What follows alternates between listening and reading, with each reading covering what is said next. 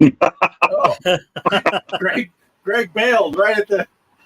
I was going to jump in right when the intro ended, like we were talking about a story, and I was going to pick on Greg, but now he's not even here.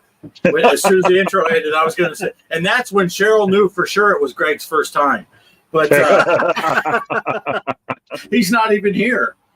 So we'll just start. I guess it's open mic night auditions right now. I think it's time for that music. Yeah. For the intermission music. Hey, how's it going, guys? Look, we got our regulars here. What's up? What's up? Salty Army. Farrell and Farrell's Frodo. in the house.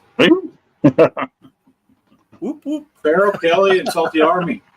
And this guy, I don't even know. Who's this guy?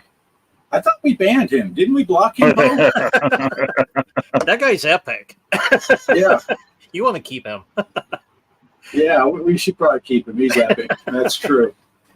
So how's it going, guys? How's things? Good. Good.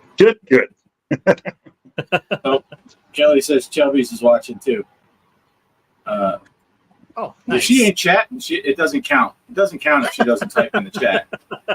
Because it doesn't show up on my little eyeball here. It says 6 people are watching. Oh, what's it say? I'm back. Oh. There's 2 on, let's see. I didn't know you could do this. There's 2 on your channel, Mike. 2 on your channel, Poe. 3 on my channel. And on Greg's channel, it just has a flip-off symbol. I don't know what that means. No, I'll tell you what. I was messing. I found this plug-in thing for this old iPad I got. Talking about it before the show, and I thought, well, let me unhook one of the USB things I got over here and plug this thing in and get it charging.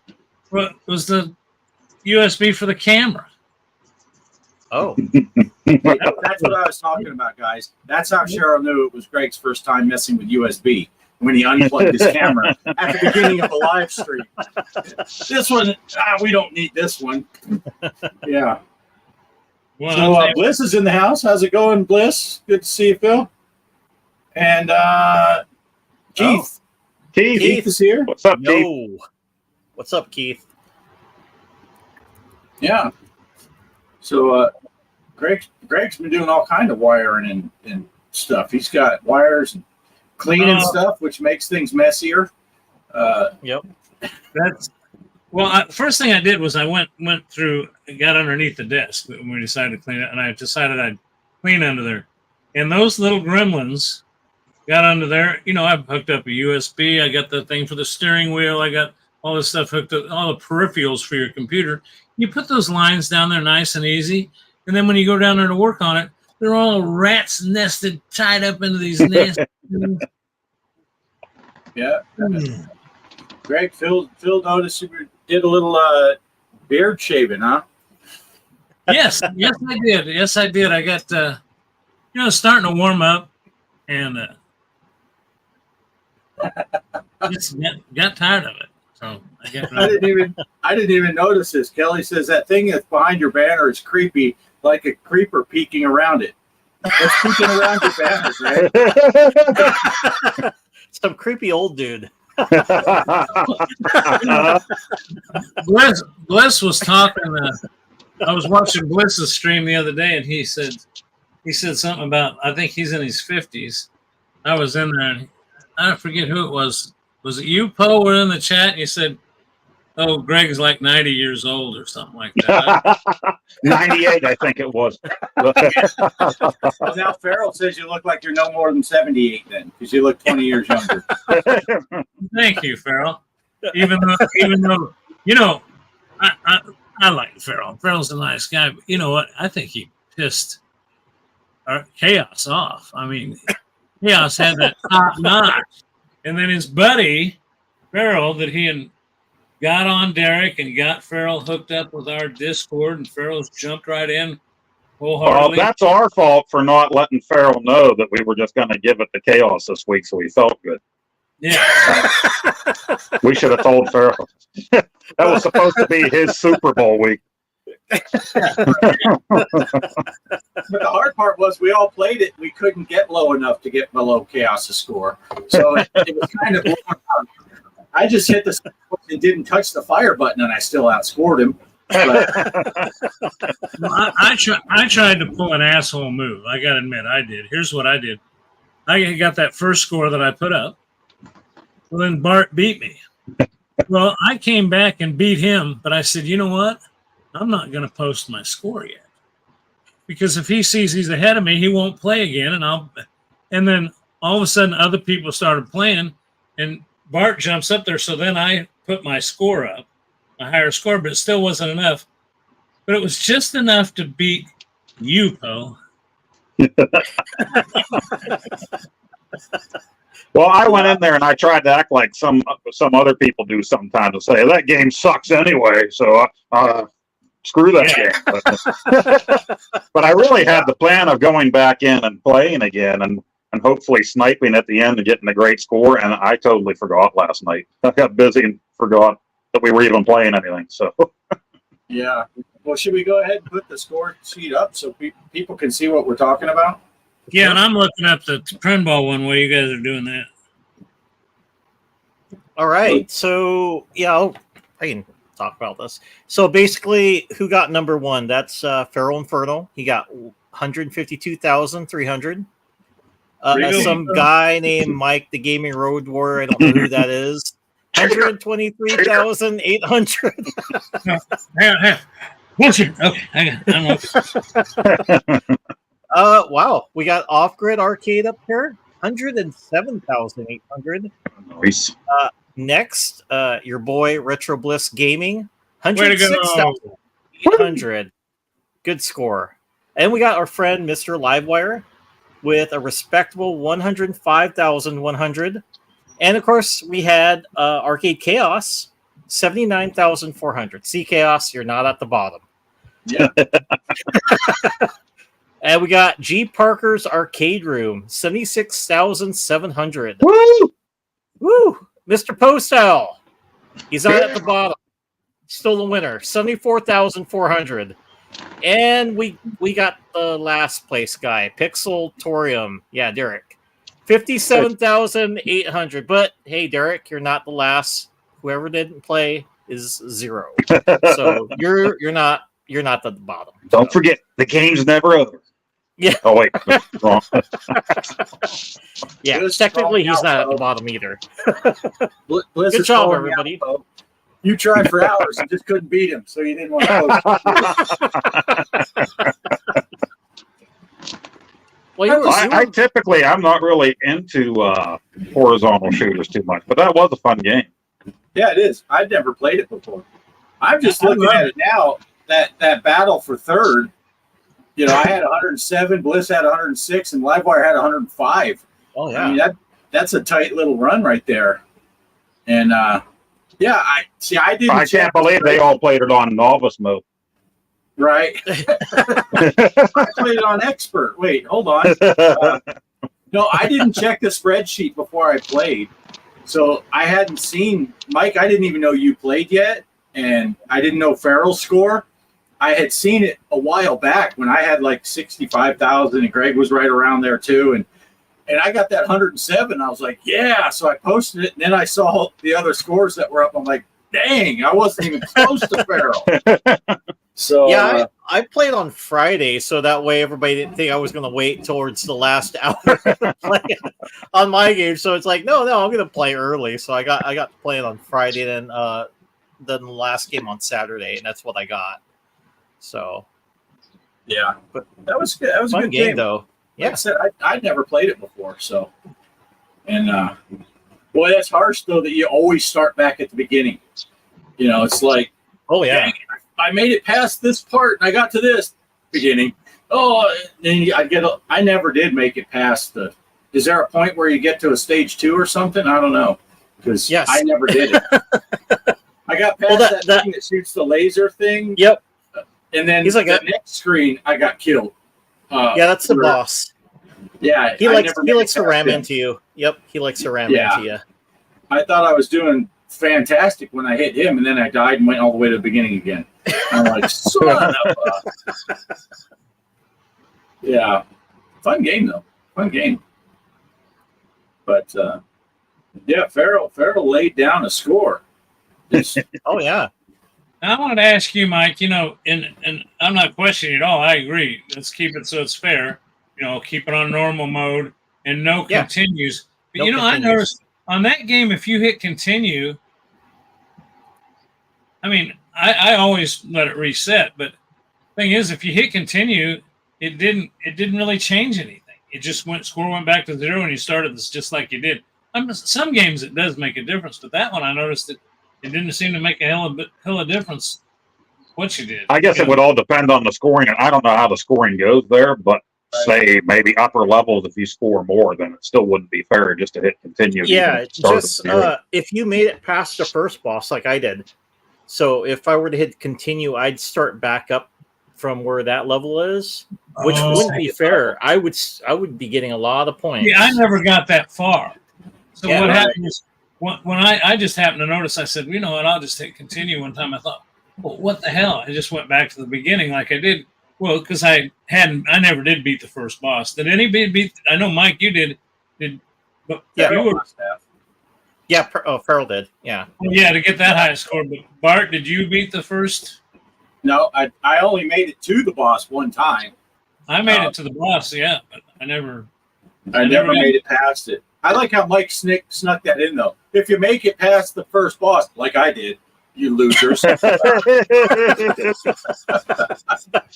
at Farrell. Got to the middle of stage 3. Yeah, you remember the good old days when we liked Farrell? When we thought those were the days. No. Yeah, I was all pumped when I made it past that thing that shot the lasers, and then I got to the next thing. I'm like, what? There's another thing still. And I actually lasted fairly long against him. I was doing good, but boy, he kept circling around and he's dropping those little things. Yeah, the mines. There was Yep. nowhere to move. I'm like, Yeah. Yeah. I got And we that. do pay attention to what games more people participate in and what they don't. We take that into account. And if you suggest something on the Discord, yeah, we're never playing Karate Kid or Cardinal Tale. Sorry. We pay close attention to what you want to play, and then we're like, that's out, and we scratch it right off the list. Well, like you said earlier, though, when Chaos said something about that Karate Kid that he played 50 years ago on NES, I couldn't find the 1974 version of Karate Kid on the NES. I looked. It had Jackie Chan. It had Jackie Chan as the, It was the first one before he did the next one. yeah. Yeah. Second level charge shot is useful against the first boss. Well, yeah, that would. I'm not sure how you get it though. I only found out about the rapid fire button after watching Bliss. Whenever I played, I hit the button every single time. There's a rapid fire. There is. Yeah. There is. Yeah. I didn't know there was. There is. Cheer! How do you do that? On the Like- the SNES controller, it's the Y. You just hold it down on the Y button. Oh, I was like, why is this Well, button that's shoot after too? But I that's push and after you release do- every time. That's Oh, what you do after you hit your first rewind, right? Yeah. Kind of protective, Yeah. Hey Keith, I actually did post the Discord thing on my description, so you can check it out, or you can go to Off Grid Arcades videos, and he has the link to getting into Discord. So yeah, come join us. You'll have a great time. Yeah. If you guys Look at want, I'll go get the Discord link right now. After the tournament's over, he gives me tips. Oh, those were those are shots. I thought those were power pellets. I kept grabbing them. I thought you were trying to catch him, so you can. The very first game I played, you might have thought that because boy, I was bad at it the very first game, but. And then I was using the Mighty Wiener controller that Poe got for me. And then I wasn't sure. I was using the D-pad sometimes and the little joystick sometimes, and I never could figure out which one I liked better because I sucked with either one. And so it was like, Is that controller all right? I have never had one like that. So is it big enough for your hands, or is your wiener big enough for your hands? it's bigger than any other wiener that's been in my hand. When I saw that thing, they said limited edition, and I'm like, well, I knew you wanted another controller, and I'm like, I got to buy this thing before it's gone. I got to get somebody the Wiener controller. So that's the whole reason you ended up with it. No, it's in the house, so I can't show you, but it's it's kind of comparable to my phone, which that doesn't help you because you don't know how big my phone, but it's a Galaxy something.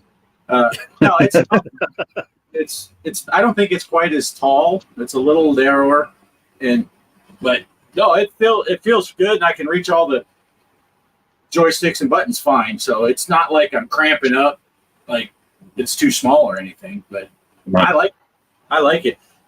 I had I brought my little Xbox controller that I usually have out here. I brought that in when I was setting up the little Raspberry Pi Batacera, but however you say it, and I plugged in the Xbox controller for that. But I was wanting to hook up the Wiener controller to that too, so I could use it. Brought you this. Oh, Shelby said special delivery. Oh. The good thing she knocked. I always do the show without my pants on. Yeah, so there's the Wiener. I tried to show it to the screen. You guys can see. That's a nice looking wiener. Real nice. I don't know how it fits good. The stick's over here. The D-pad's right. Well, I could do this. Hold on. If I'm going to do demo stuff. Sorry, Greg. But no, it fits my hand really nice. The buttons on top fit good. The sticks are right there. So it's not too small, and it's not like it's so cumbersome that someone with smaller hands would not be able to use it either. So I think it works great. And like I said, I'm going to try to figure out if I can set it up to use it on the Pi, so I don't have to bring my Xbox controller in there because that's hooked up to the TV. And I use the Xbox controller out here on the PC when I'm playing some of those games. Cool. So, Yeah, they came out with that one, and I think a Kool-Aid one, a Sriracha one, and Kraft cheese and macaroni one, or something like that, all at the same time. And I'm like, as soon as I saw the Wiener, it's like it's obvious, you know. see, I don't even know. Some people's daughters. I worked my way through college somehow. I'll just say it. I hate to interrupt while we digress, but I just put in the chat the link to the Discord, and the only thing I'll say is there's something to do. I think it was when Farrell was getting on, and I think Derek changed it. I don't know if Derek's here right now, but there's something about it doesn't give you instant access. You go on there, you click on it, and you used to have to answer a couple questions, but I think now it waits like 2 minutes. Is that right? Or? Yeah. Yeah, I think you have to wait. It's just a short time period before you can post. But you used to have to click on something and do a thumbs up that you read the terms of, and basically all that stuff says is don't be a dick, but we don't even listen to that. Right. But yeah, I think he did change it to where it's just you go in default timeout for the first couple of minutes. It's not like you gotta wait 14 days before you can post. Probably by the time you figure out and read a couple of the, what chat rooms we have, your time period is probably already up and you could post. Unless you specifically knew, hey, I want to post something in the pinball chat or, and went straight to it, then you might have to wait. But I think it's just like a minute or two. So, and then you're supposed to be able to, I don't know, Farrell could probably tell you. Ask Farrell, because I think he's the last person that joined our Discord. Yeah. Yep. Yeah, and it's not hard. Once I shunned away from Discord for a long time. I saw channels that I watched on a regular basis, and they're like, "Yeah, you're talking to Discord." And I'm like, "Quit talking about shit I can't do." And I finally got Discord. I'm like, "Oh, this isn't hard." Now I got like too many things that I joined because I got join happy. I'm joined on Discords for games that I played one time 4 years ago. I'm like, why am I on that Discord? If you remember right, though, Bart, when you and I first started, I think, started out playing some Nintendo on the Switch, some of that Nintendo Sports, and we experimented, using Nintendo's app where you could talk to each other, while we were playing. Well, long story short, we found out this Discord has got a great chat room. And a matter of fact, Derek and I have used it, and I think, Bart, you have too. We'll do a convoy, an American truck simulator. And if you're hooked up to Discord, it's just like you're sitting across the room from somebody. And, you got your mic and your speakers on the TV. It works fine. Yeah, So, and it's funny when you go on the voice chat in Discord, because a couple of times we were playing games on there. I think we were playing pinball one time, and all of a sudden Hollywood Polo jumped on. He was talking to us while we were playing with Derek that day. And it's like, so people will see that someone's in the voice chat and they can join in. So Nice. it is a public chat, so anyone can join that's on our Discord. So don't think it's private and be talking. Well, I mean, we learned that the hard way. Me and Poe were just trash talking Mike, and next thing you know, he showed up. And then we had That's why I don't use that one when me and Mike play PS5 games, because we know Derek will find out and he'll come in there. Can I play with you guys too? We're like, it's easy to say no in a text, not so much when he's right there in your ear. Yeah. The other thing is, just to show you how well it works. Of course, we know it's 2024. It ought to work. Of course, a lot of stuff nowadays doesn't. But that fella from the Netherlands, gosh, what was his name? Super nice fella. He was the one that Gideon. Yeah. Well, he played a couple times with us. I mean, he's over in the Netherlands. We're talking like we're right here. So to me, I find that one of the big advantages using that Discord is it doesn't seem to use up any of your resources you can play a game and still use it. Right. Yeah. It works great. Cannabis Kid. Hey, Cannabis. Hey, Looks Cam. like Salty just joined our Discord, so that's cool. Nice. Welcome Hey, aboard the Discord. I got a question. I got a question I'd like to ask and see if I think, Mike, you're a big Xbox user. Used to be, right? Yeah, I play it sometimes. Well, when He says about everything. Then he kicks our ass. when I got that ROG Ally, it came with 3 months free Xbox membership, the Yeah. Elite membership, I don't know. And so I put the Xbox app. The Xbox app actually came on the ROG Ally, but that other system I got in the game room, it's Windows 11, and I downloaded it on there so I could play the games on the computer. Well, then I thought, well, I came in the office and it won't load. And I thought, well, maybe I met my maximum. Well, I checked with Microsoft. There is no maximum. You can, you just can't play on both two machines at the same time, but you can put it on as many. And it just won't load. And I've read internet sites that tell me to delete the old, some of the old Microsoft stuff and reinstall it. And I thought I had it the other day, and it said installing. And I sat here for so long, I finally went to bed, got up the next morning, all excited thing, and it came down, killed the screensaver, and it said, error, C00524766759. I cannot get it to load. It's a Windows 10 PC, which it should work on. Yeah. But it should work on it. I mean, and this has got of all the computers, this one's got the high-end graphics card and plenty of space. I mean, there should be no solid-state drive, 16 gig of RAM. I mean, I think this one may have 32. I mean, there's no reason it shouldn't work. I'm pretty sure that specific code you just read off, Greg, means there's too much porn on your computer. I get that same error code every time Kelly uses my laptop. Every time she gives you a lap dance. Yeah. Is that what you said? Oh, Yeah. laptop. I wouldn't be complaining about that one. No. So, Greg, were you able to? See? Oh. Pinball tournament. Hopefully that's for filling up my hard drive with porn and not the lap dance, because that's inappropriate for the daughter to be saying. Nice lap dance. Did you find out the scores on the pinball tournament? Yes, sir. I didn't wear my Flick My Balls shirt, so I can't. The game was Whitewater. Oh, that's right. I remember now. Yeah, and Mr. Livewire came in at 186,068,650. Mr. Posta, number 2 finish with Oh, 58,756,320, who beat out Mr. Alfred Arcade for 54,786,000, and then bring it up to rear.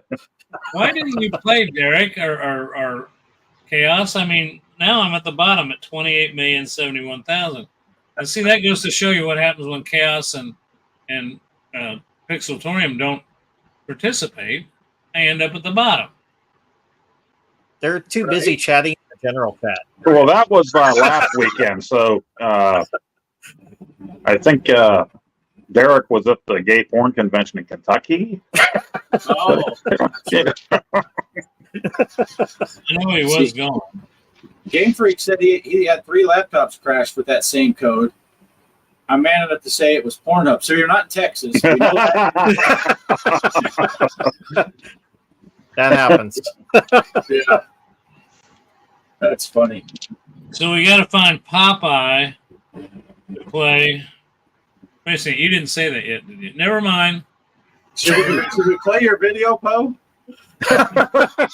Sure. Yeah, that was We already really talked about the last. We already talked about the last tournament. So Poe picked the game for this week. Do you want to give an intro, or you just want me to play it? Oh, just play it. Is it Popeye? Was that right? Is it Popeye? Really? I'm gonna play it. So here I'm we go. gonna guess it's beat 'em and eat 'em. Place your guesses below. You have 3 seconds. Oh, and the password to get in is OU812. All right, here we go. Okay, everybody. Well, here you go. It is my turn to pick the arcade game of the week. And finally, you can probably tell by the hat, by the shirt, by what's up in the corner of the screen, we're finally getting around to RoboCop. That's right, RoboCop. Bet you thought I was going to say Mappy. Anyway, this is RoboCop. As you can see, Data East, however you say your data.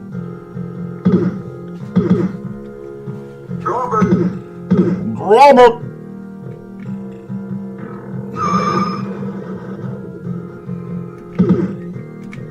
Throw some credits in the Nickelodeon. Oh no! Oh yes. Drop it indeed.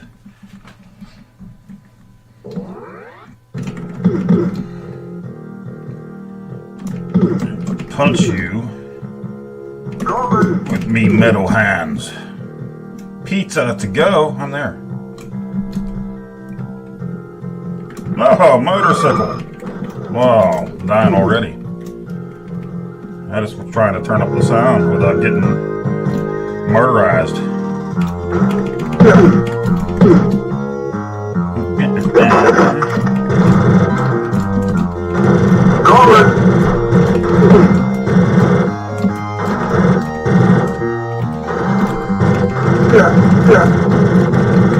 I'm not doing very good.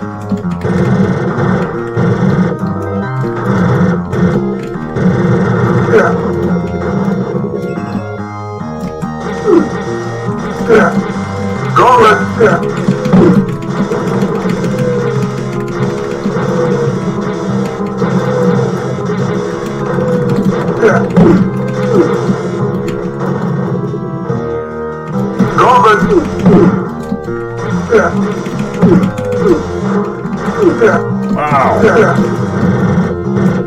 Maybe I picked the wrong game. Yeah, I definitely did. Well, that's not good at all. 10,100.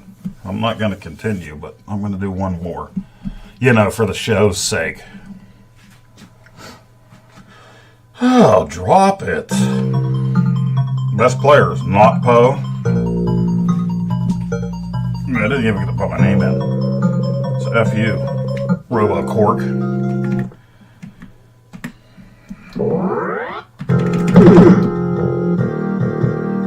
gonna take Visa and or MasterCard in there at Foxy Lady. Oh, Foxy Lady. Get my Robo on.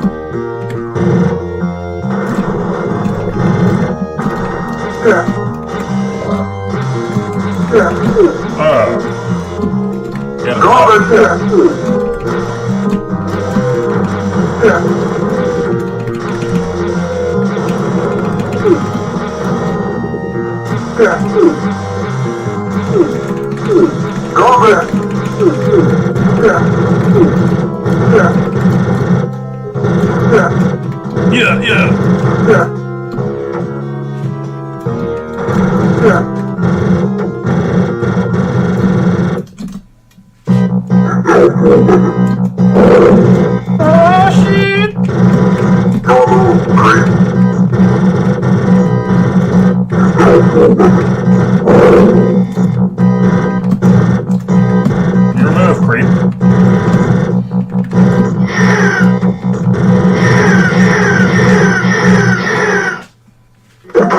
Thank you for your cooperation. You're welcome.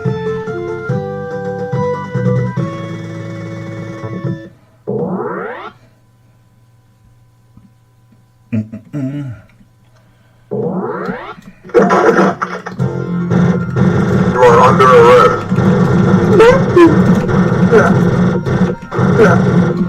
Cheaters.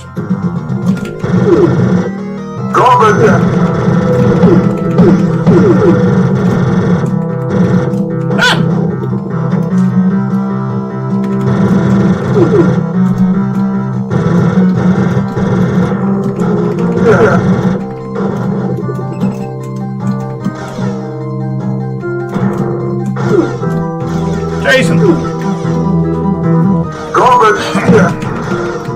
My goodness. Okay, game over. 27-9. That's it. That's what I'm putting on for this first one. And I'll probably be back later in the week to do it again. Let's do it again. Drop it. Your move. G. Parker.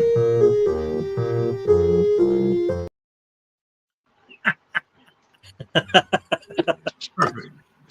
It goes and just take that big robot to the stairs. We know that works. Yeah.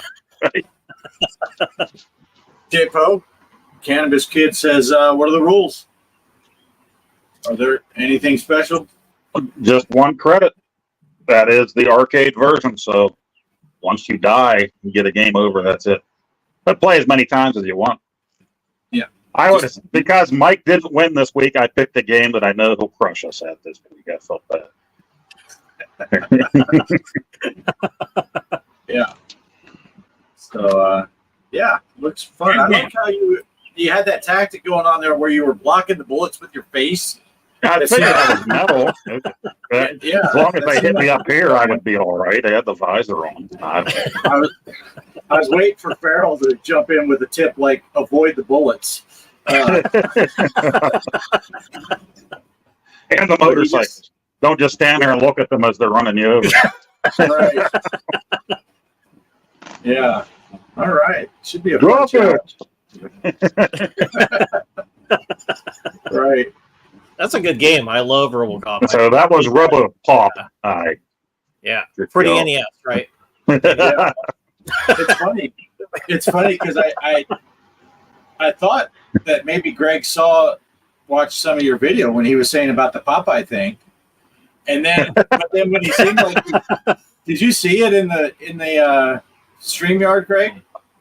Because I renamed it so I know what it's called, and I called it Robocop. I didn't pay attention to any of that. I didn't pay attention. So that one gave it away. that it was, yeah. Rambo thought he said, block it. Block it.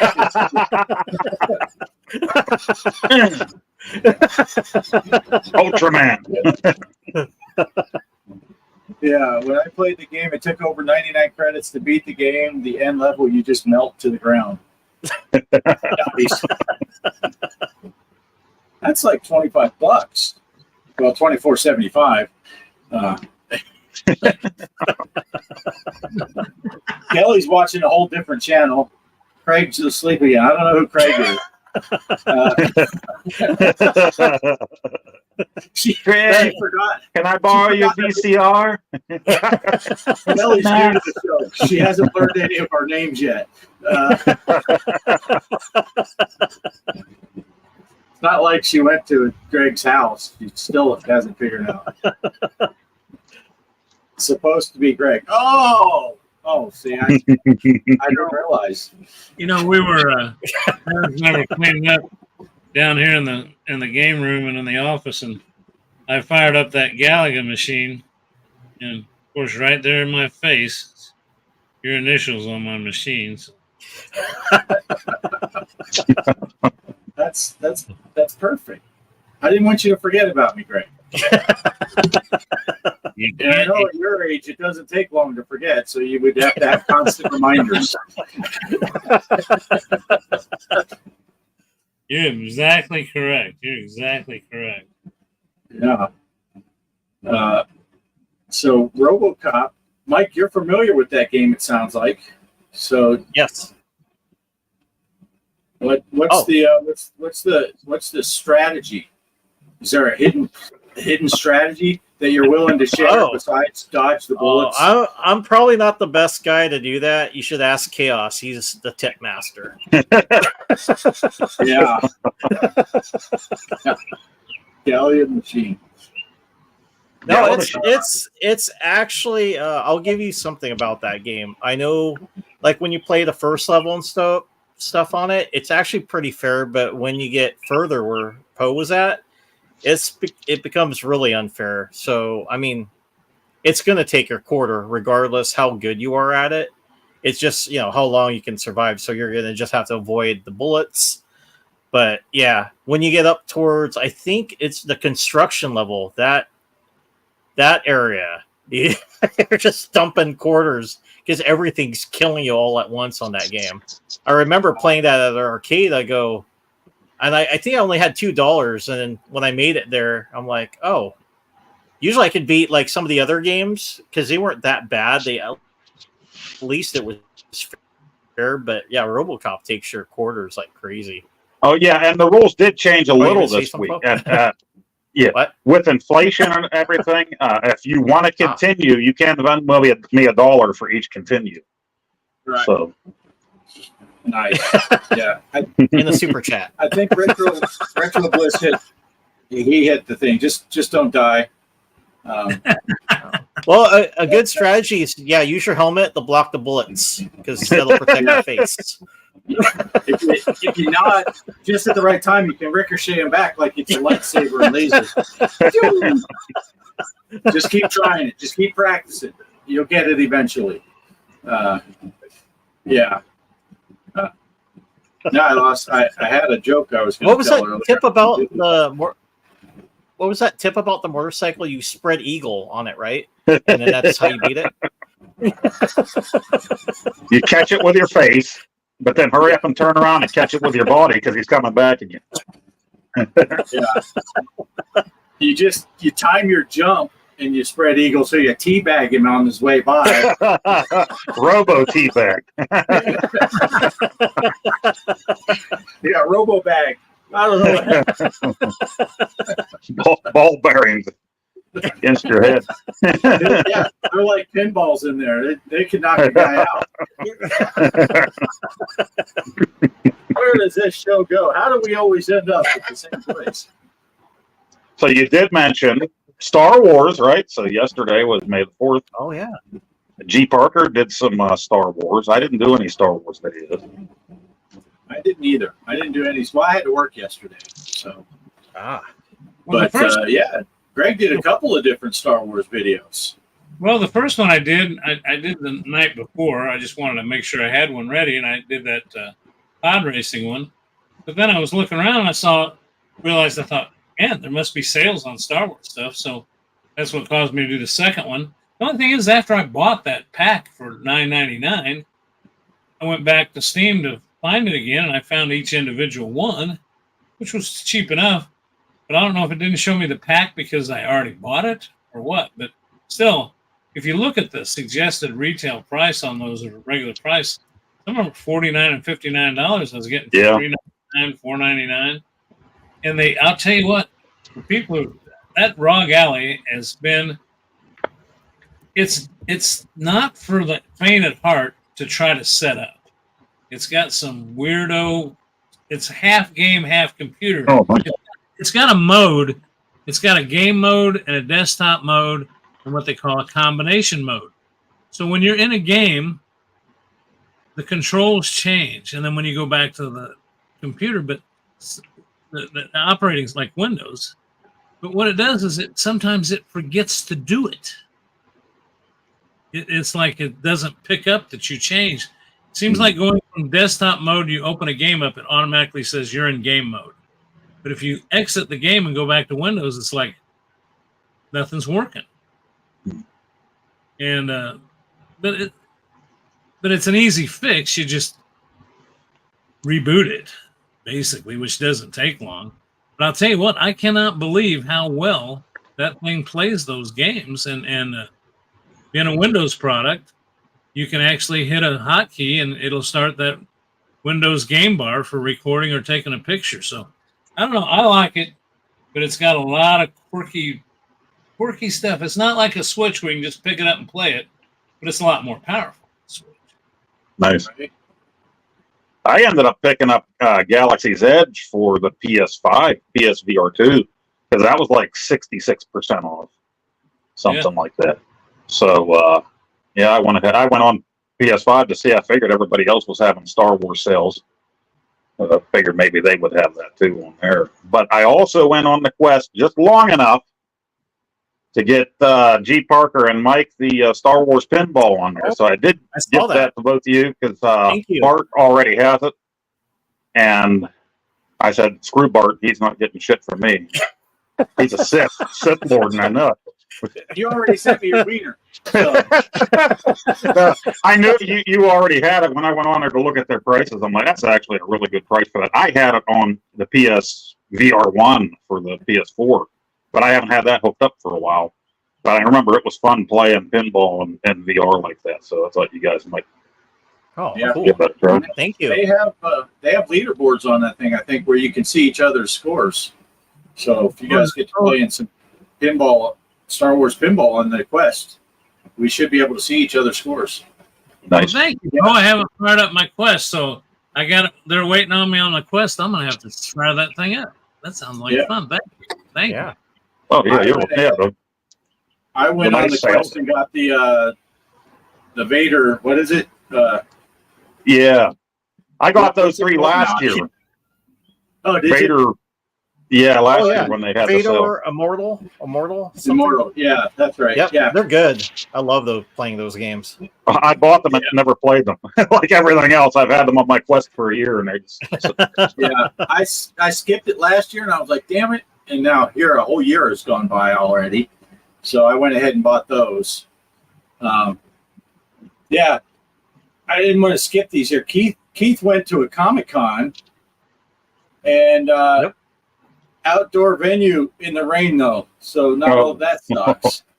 That sucks. Yeah. Farrell said, come out to the East Coast for Retro Game Con in October. Oh, VKQ just joined the Discord. Welcome aboard the Discord. Right. Now I have to figure out posting scores later. It's pretty easy. It's pretty painless. You can just take a picture of your screen, and it's the same rules as far as that goes. The same rules every week. Try, one, be honest, and two, if it's in your one player spot, then we know it was your most recent game. That's the most convenient. But if you forget and you're like, oh no, I forgot to take a picture, just don't lie. If it's your top score, okay, but we'd rather see it in the one player side so we know. And if you have a YouTube channel, put the video up too, and we'll watch the video, and then we'll watch it. But still post something in the Discord so we know to put it onto the spreadsheet, and then we just throw it up. But yeah, it's pretty easy, Keith, to post pictures. Just take a picture, and when you go into the Discord channel, there's just a button you push that says upload a picture, and boom, there it goes. It'll give you a chance to put the text if you want to add something, like haha Poe, you suck compared to me. You can put that right when you post it. I think that's automatic. You can just click a button for that to happen. Yeah, I think there's an emoji, a Poe-moji. Is selfies okay with your score? Selfie with your score. Now, if you're beating Poe, sometimes he does want to see your reflection on the screen so he knows you were really there. Or he won't. When I play, if you look at the screen, if it's something on console, you'll see me in the reflection of the TV every time. So. Right. Especially if the score is really bad. So. Right, and that's just because Greg will see it. So it's usually for Derek, but he's not here tonight. Chaos not here. Yeah, where's? They must be. I bet you at Cinco de Mayo, they're probably showing their boobies to each other for beads right now. Yeah, they're in the Discord chat talking about us. They forgot it was Sunday. Yes, that's right. Today is Cinco de Mayo. Yeah, another holiday that we're online. And next week, we'll probably lose half you guys because it's Mother's Day next Sunday. Oh. Yeah. I just reminded all of you. Your mothers should thank me. Your wives should thank me with money. Yeah, it's Kelly said no, it's Copperhead Day today. How many years ago was that, Kelly? It was before my time. I wasn't around. Now it'll take forever for the lag to get to Kelly for her to see that I said that. But a number of years ago, when Shelby was little, 20 years ago, she says. So Shelby was 5 years old. She got bit by a copperhead on Cinco. Oh, not good.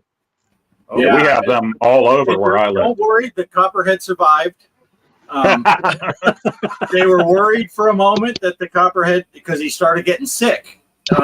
But no, she got bit by a copperhead as just a little one. Well, I mean, Shelby's still. She's littler than Kelly, so I don't know. They're pretty close. But, Copperhead, yeah. Sorry. I know Betty was really celebrating today because everybody knows Betty's a Chihuahua and she's Mexican, so she was. Oh no! Don't go there. Oh no, he didn't. I know, Chihuahuas are from Mexico. I've known from being, and the other way you can tell is, I'm training her. She's doing a pretty good job being a good girl, but sometimes, like when I tell her to quit chewing on my Ethernet cables that run down here, she looks up at me and she says, "No comprende inglés." Goes back to school. Yeah. Now down here in Texas, yesterday was the big celebration day. They had street vendors and all kinds of stuff. People were. I talked to one guy and he said he saw two of the other people from work at like 3:00 in the afternoon. They were already shit hammered. Do Texans open up the border that one day?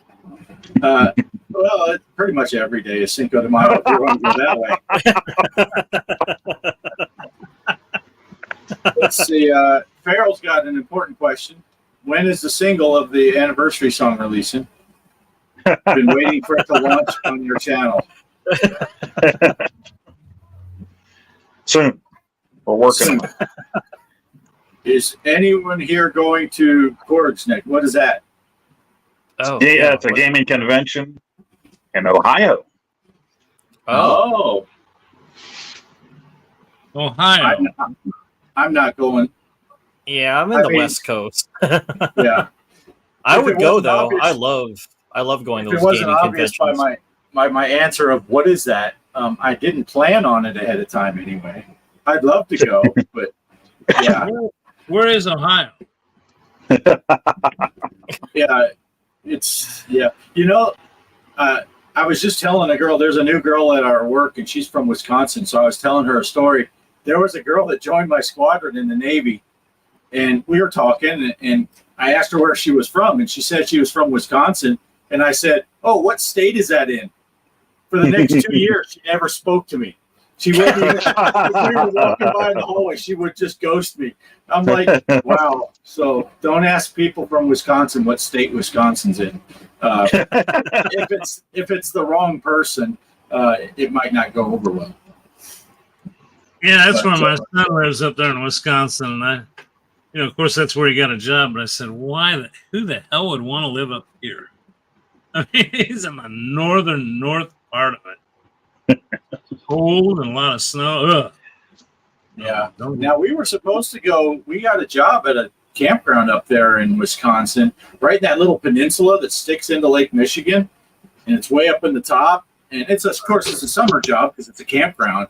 And that's when they found that mass in my colonoscopy. So all travel plans got canceled for 2 years, and so we didn't get to go on that. We were looking forward to going up for the summer, not so much stay for the winter. But yeah, that's the GameStop answer, I guess, to Poe's soon. Poe left already. He's done. Oh, there we go. Columbus, Ohio Retro Gaming Society. Oh, nice. You talk about poor decisions, though. I mean, I was born in Daytona Beach, and my parents decided to move here to the state of Missouri, and when I was like 6 months old. And, as I got older, I said, what the hell were you thinking? I mean, why are we here? Right. So and now you're still there. Yeah. I've talked to Cheryl. I said, we could go anywhere we wanted to, but, the kids, the grandkids, everybody's here. I would just, I saw your photo you sent us all the other day of your power supply out in the desert there, your solar panels. And I showed that to Cheryl, and I said, if I had my druthers, that's where I'd be living, right down there. I'd have Bart pick us out a place right there we could buy, and I'd put up solar panels, and I'd live that way. And I ain't doing that. And I said, I don't know. To me, that would be I got a buddy, though, that wants to do what you're doing, but he's got an extremist idea. I don't disagree with him living off the grid, but he wants to do it in Alaska. I said, what in the hell are you thinking? Wow. He wants to go up there and tough it out in Alaska. Yeah, you only really do that in Alaska if you murder somebody. No kidding. You're right.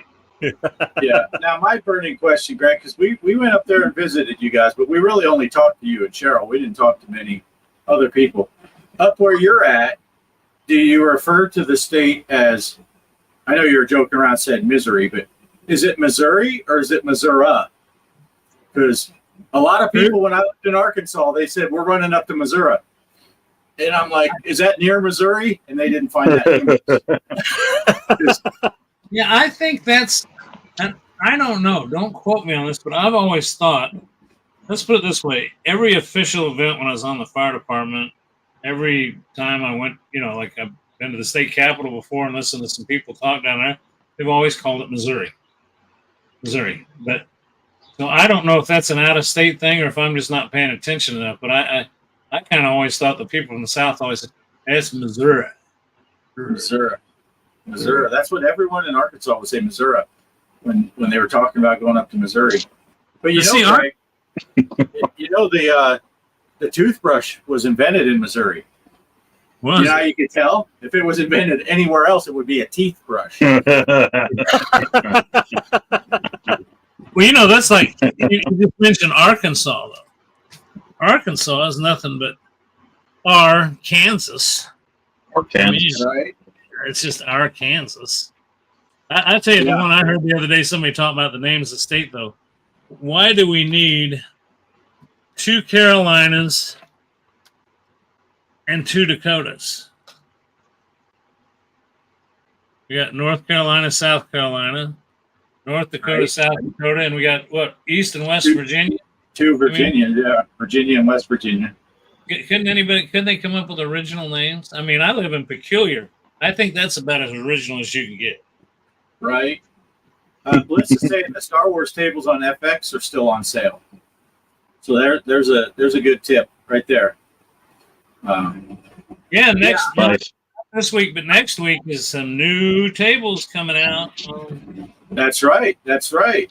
And for you people that play on the consoles, they're even coming out with a remake of the soccer one that was on FX2, and it'll be free for people that are playing on all of the consoles, the PlayStation, Xbox, and Nintendo Switch.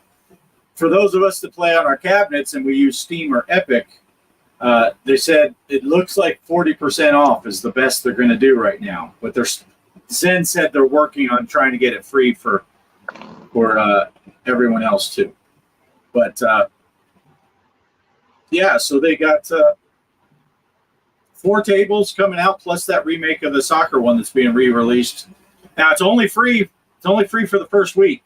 So I say, like, even if you play it primarily on your Steam or something, but if you have a Switch or a PlayStation, get it. It's free. You might as well grab it that first week. So you get it for, it's not like just it runs for free for a week and then you can actually own it. Yeah, it's free if you get it that first week, and then you have it forever. But if you wait till after that first week, then you have to buy it. So, and that's on all platforms. And does that come out on the 16th as well when the other stuff It comes out on the 16th as well. But like I said, if you're playing on Steam or Epic, it's not going to be free. I think it's just going to be a release week sale, which is fine. I'll get it for free on the Switch, and I'll pay, if I can get it for half price, I'll pay for it. It looks like a cool table. I never played it on FX2. Kelly, she's just yelling down here. Texas Chainsaw. That's not until the next month. So we're still talking about May 16th here. I did get a thing. June 6th is the Texas Chainsaw for Pinball M. Went June 6th? June 6th. I am really looking forward to that, which is funny because I'm not a huge fan of the Texas Chainsaw Massacre movie. It's okay, but I think it's really overrated. Everyone's like, Texas Chainsaw, greatest movie ever. I'm like, it was okay, but it was a lot of that girl running around screaming. But, I don't want to bash on it. People love it. Good for them. But the pinball table looks awesome. Got a lot of blood effects on it. It fits right in. But that's coming out on June 6th. Did you also see that American Truck Simulator finally has listed that Missouri is on the list of next? I think Arkansas. What's coming up next? Arkansas. I got a notification that Missouri. Yeah, Nebraska should be coming up anytime now.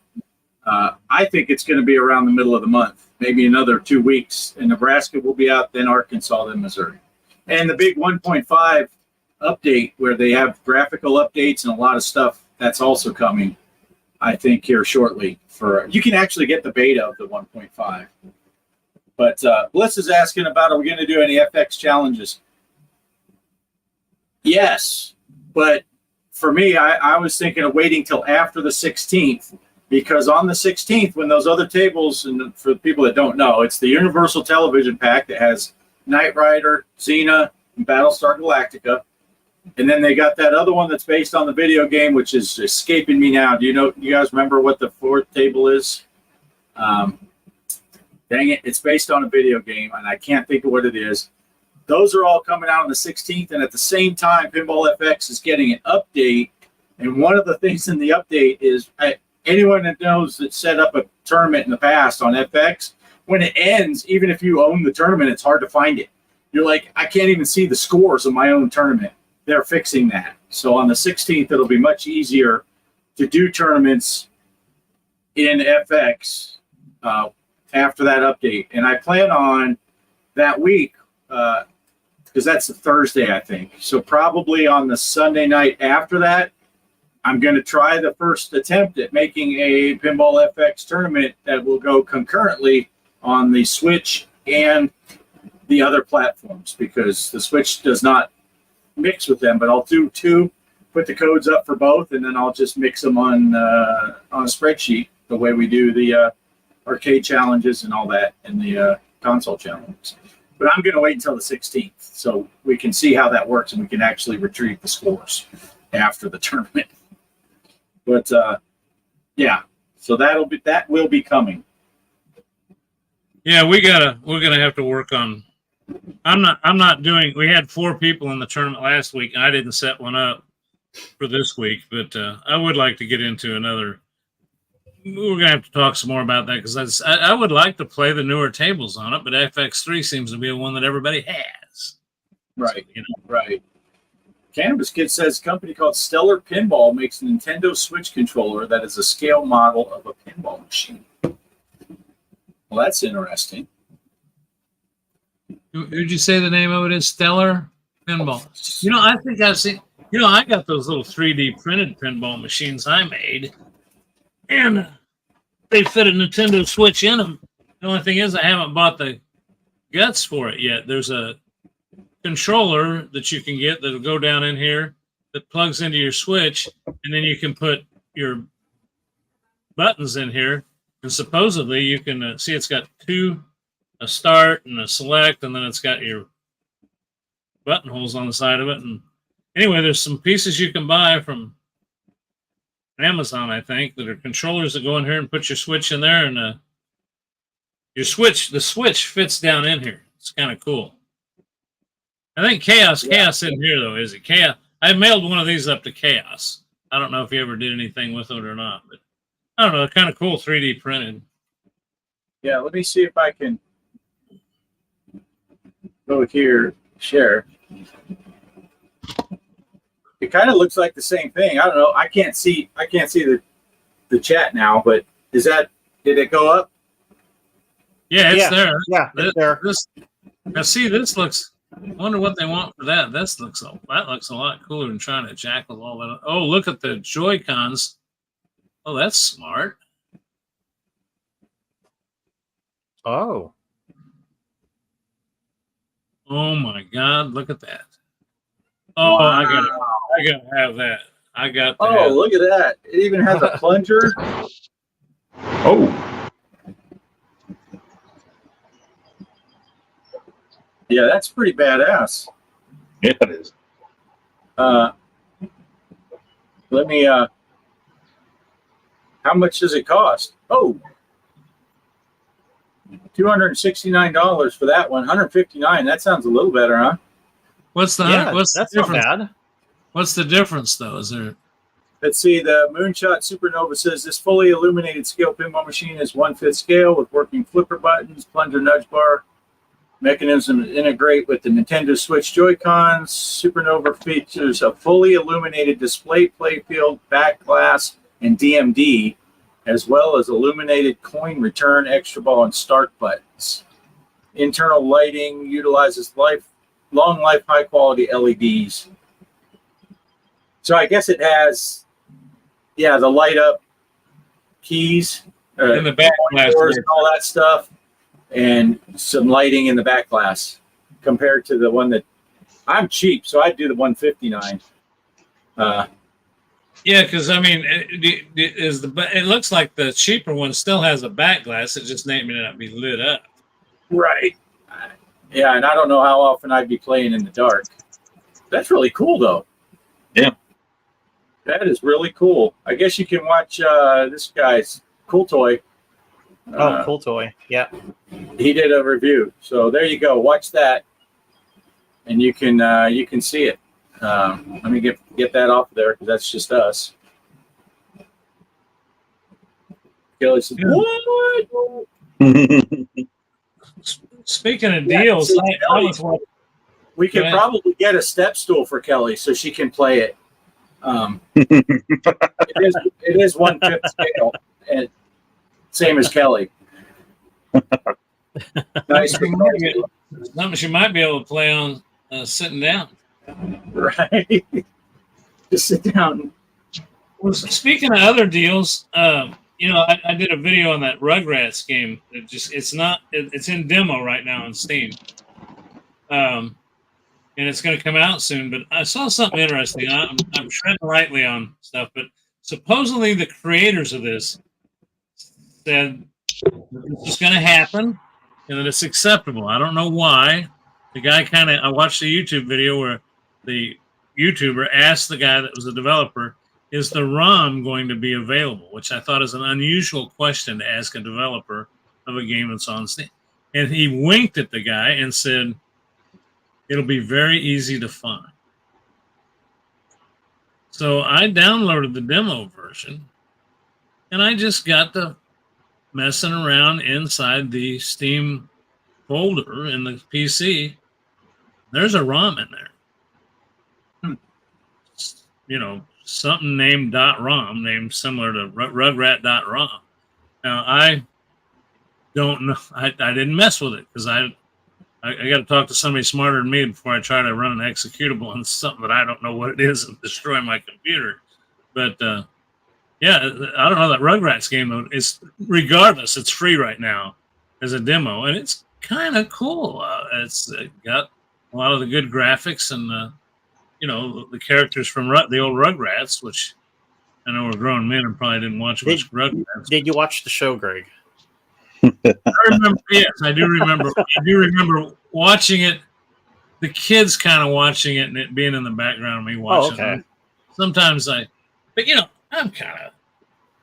I don't know. I guess it's because you get old. You get, you know, when you're born, you have no teeth and no hair, and when you die, you got no teeth and no hair, and you're shitting your pants. You know, all three of those things happen.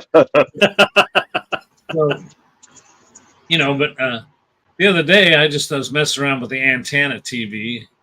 And our public television service here has the best signal of any station around.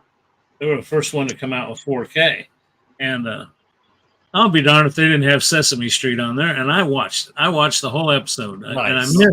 And I missed Maria and Maria. Yeah, Mr. Gordon, isn't he the guy that ran the store? And they're all gone. It just made me sad. You know, I thought, where are they at? And there's a Mrs. Big Bird now. Oh, yeah, there's a second big. Yeah. Well, when did that happen? Is it really a Mrs. Big Bird or is it just Big Bird? Okay, let's not Big Well, Bird. they did refer make to a Red her. Light commercial. They did call her they. I know that. So I don't. Sesame Street rules. But that Rugrats, like I said, I did a little video on it. I'm not trying to promote it, but if you want to see what it looks like, it was fun. And little, I guess you call it I don't know these names. Mike always. It's a platformer.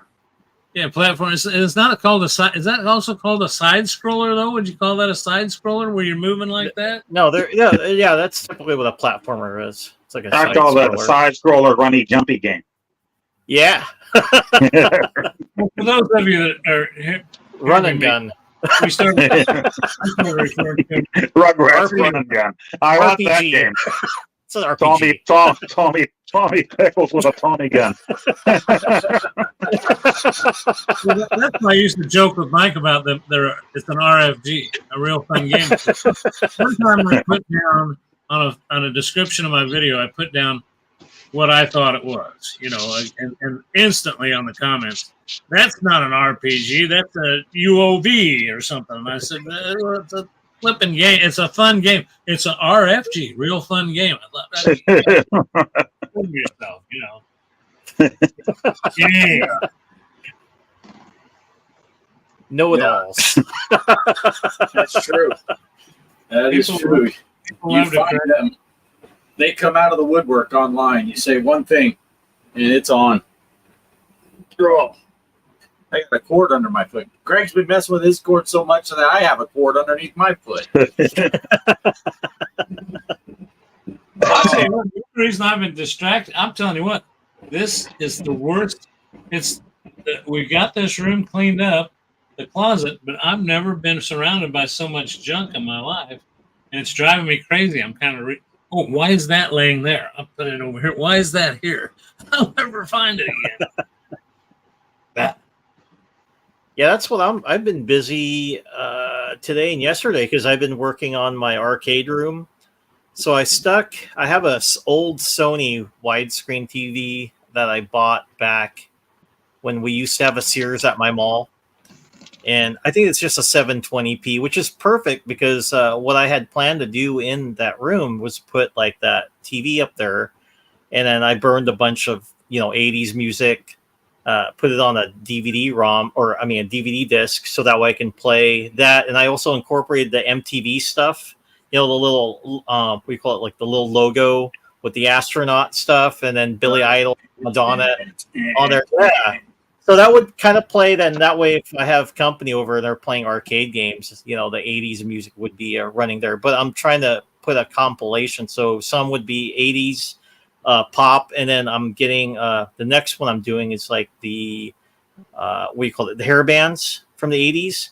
So I need to set that up because I have a certain group that likes that type of music. And then for my nieces, they're more into the newer stuff, like trying to think of that, The Weeknd. So they like that. So I'm going to be putting that for them because they do like playing in the arcade room, that Maximum Force. It's a shooting game. They love playing that. So I'm going to have new music there for just them only. I'm not going to play it normally in there, but yeah, if it's for them, they can have that in there because that's kind of their 80s moment, right? But yeah, that's what I've been busy on. I got to get that set up and then hooked up in there so that way I can have. And I was just kind of testing out also with my son's. He's got like Bose computer speakers to see if that sounds nice. Or I'm thinking about buying. I have like a Klipsch system, the THX speakers for my gaming PC.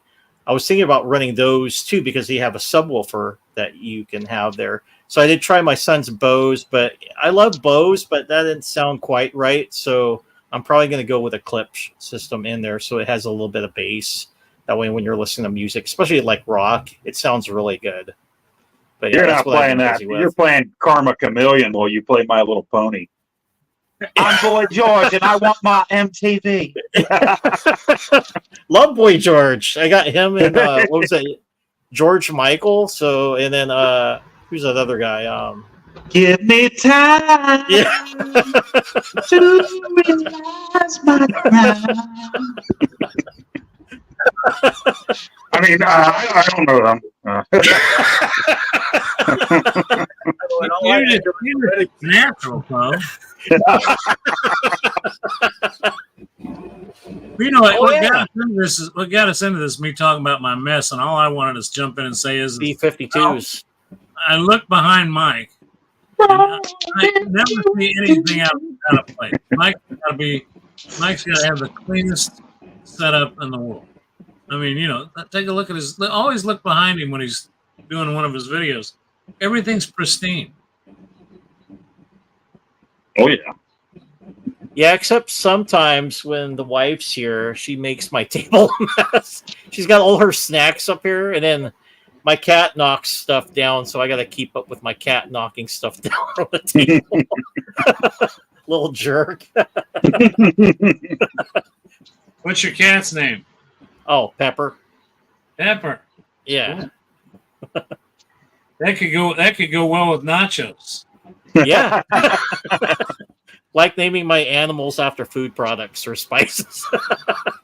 Nacho's being a little jerk this weekend because my daughter, she came and stayed the night yesterday, or the night before. That's right. She's coming back again tonight, but she brought her cat, Loki, here. Oh, and nice. Yeah, Loki definitely causes problems. He's running everywhere. My other three cats are just kind of calm, and Loki gets everybody started. So Nacho just wants to eat them. Yeah. See, Salty Army, he put up the B-52s, and all I could think of, if you see a faded sign at the side, 15 miles.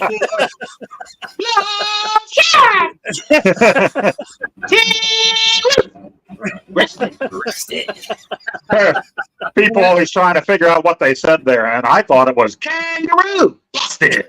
But I was wrong for all these years. What happened to 60s? My favorite 52 song is The Rock Lobster. Oh, that's a That good song. is an awesome song.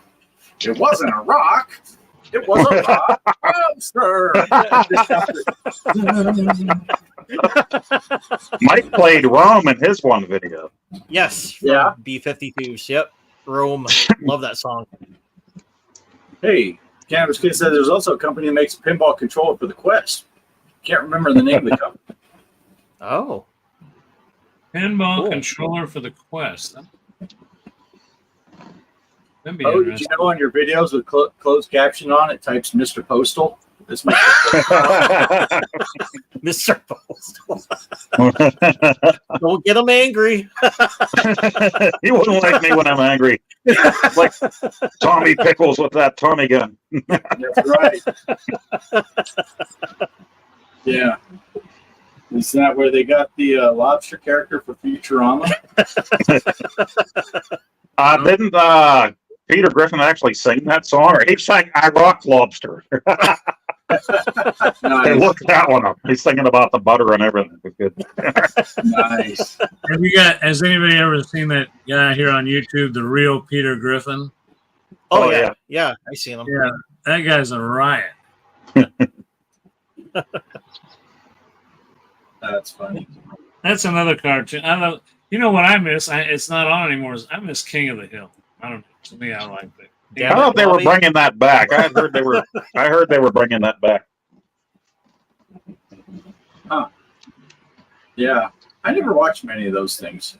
No, I didn't see that too much of that or Futurama, but I do catch Family Guy now and then. Yeah. It pops up I on think my I- feed on YouTube. Yeah. I think I got tainted because The Simpsons got too big. And then, when your name, and then my ex-wife, her name was Lisa. So I heard so many jokes. And so it just turned me off from watching these cartoons that are aimed for adults and stuff. Because I'm like, I'm not watching that. But, yeah. Oh.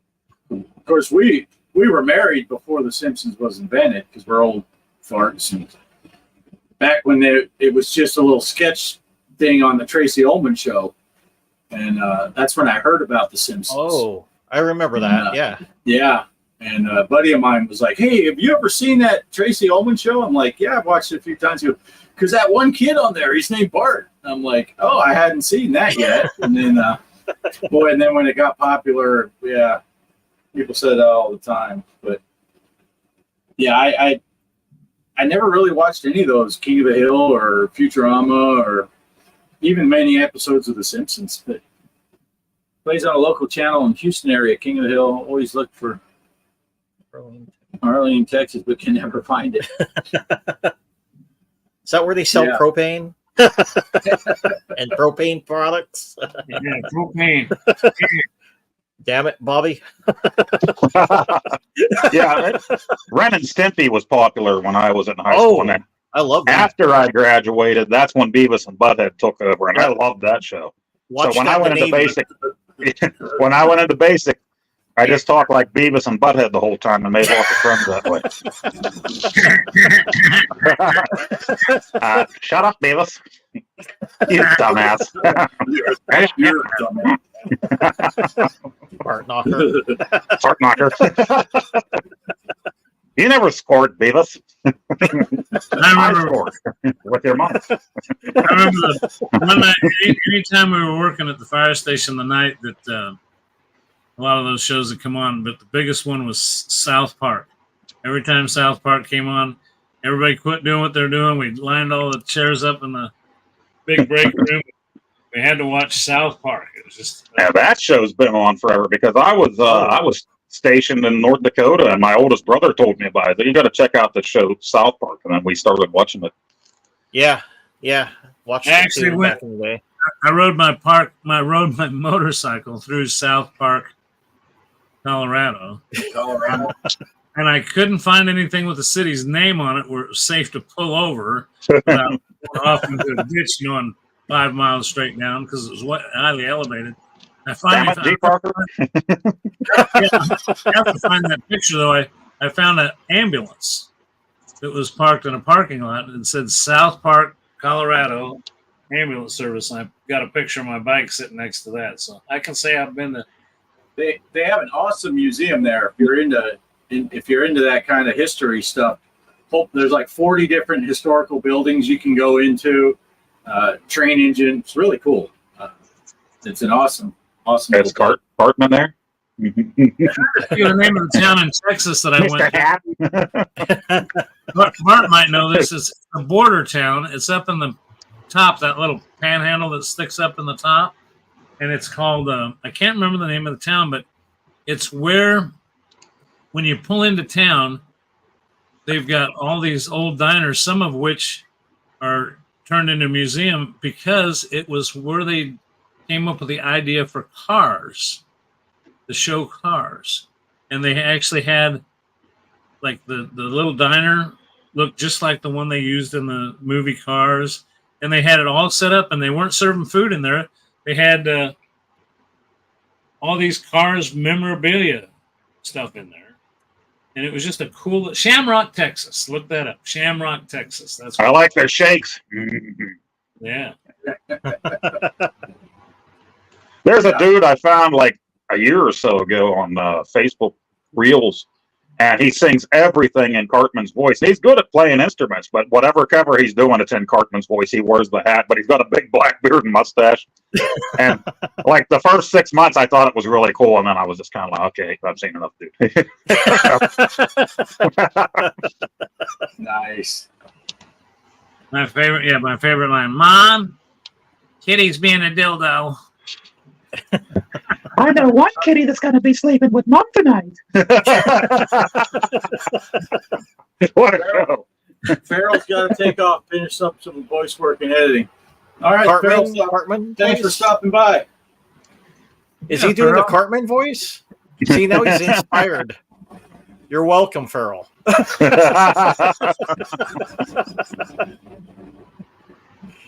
Is your cat saving? Sorry. Cat's name is the same as his cat. Oh, cool. Guy in Humble, Texas has a tow truck and car that looks like it's from Cars movie. So Mater. Nice. Cars are supposedly us in the future, and cars have human brains inside them. Later, Farrell. All right. So now that we threw Farrell off the track so he doesn't come whoop our asses, what's the real challenge? Matty. I don't even know what it is, and I still think it's Papa. Rubber Popeye. You can jump in that one. Yeah, yeah, you can jump. Robo Popeye that you can jump. Where is old Derek tonight? Speaking of jumping Popeyes. I thought he's like on the top of the mountain or something. Remember last time? What was the name of that bar? The Blue Oyster? Is that where? The Blue Oyster, yeah. Dun, dun, dun, dun, dun, dun, dun. Oh no! Wait, we smoked him. Oh, he's back. Okay, time to end the show. Well, I don't want to sound rude, but I am going to have to. I knew I had something. I just got to get off. I knew I was putting in an hour and I had to get going. And I figured if I went ahead and left, it'd give Retro Bliss a chance to come in because I know he's going to. Bart's got to at least play you off with your music. We haven't heard it once yet in an hour and a half. So. Derek says he's not at the Oyster this weekend, folks. All right. Well, it's Greg. I bet you he was dressed as a Sith or a Jedi all weekend, and that's why he wasn't here.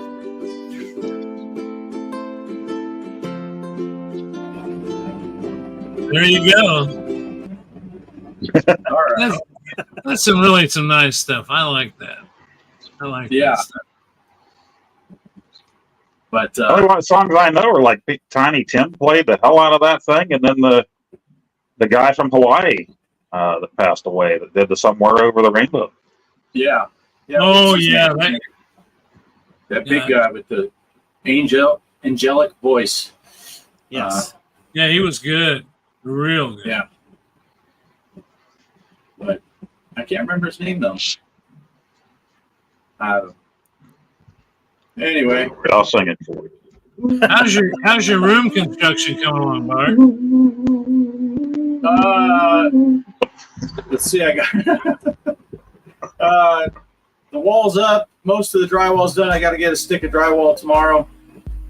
Or a sheet of drywall stick. Hey, They're are playing you porn music. taking feed the ducks? They're playing the Bart music now. Do Right. the Bart man.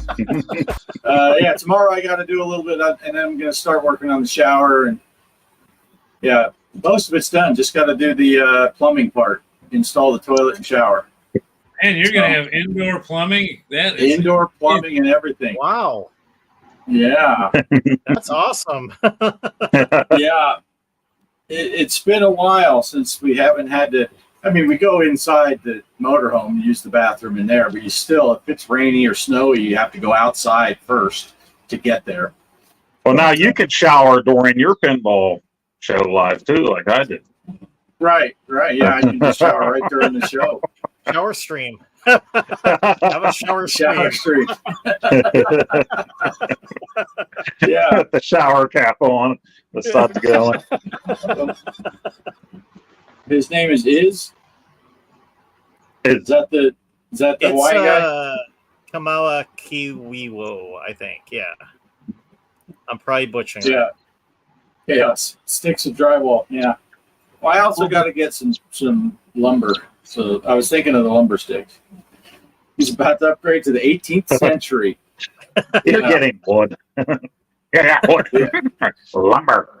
Well, before I go, I just want to say that I think what I'd like to do is I'm gonna get together with all you guys, but let everybody know. I think it'd be a good idea to get another tournament going by maybe June 1st. That way we get it over with by the time summer's over. Before fall. Do maybe 8 weeks, June and July, and then use August to have the playoffs in. And we could have a nice little summer tournament after the fall, one we did last fall. So, Oh, nice. You should interview Lars again before the whole tournament and see what he thinks about it. I've been definitely wanting to speak with Lars. Who was the other fellow that was with him? That was the Jewel. Jules. Yep. The family. Jules. Yeah. Actually, I'd love to see if we could get Jules on too. So we'll have to work on that. Right. Right. All right, guys. Well, I hope you don't mind, but I'm going to skip out. Enjoy. Thanks, everybody, for showing up tonight. And again, just got a bunch of stuff to get ready for tomorrow. Mondays have turned into hell around here lately, and I'm going to fix that here pretty soon. Anyway, you guys have a good one, and we'll see you next time. Bye. All right. We'll see you later, Greg. Bye, Greg. See you, Greg. Yes. Chaos RoboCop Arcade. There you go. It's all over the chat. Yeah, Salty Army. Playoffs. Someone say playoffs. Yeah, we do these large scale tournaments a couple times a year where we'll go 8 to 10 weeks somewhere in there, and then the people that score up high enough to a certain level, we have a playoff system and get down to a final winner. And the winner of it, Greg has a little trophy made. I think he's planning on doing that again. And you get a little trophy. And so it's pretty fun. But we do work it down to a playoff system. And pretty much we all play. But then once we get to the playoffs, me and Greg and our wives are disqualified because we run the tournament. But Poe and Mike still play in the tournament.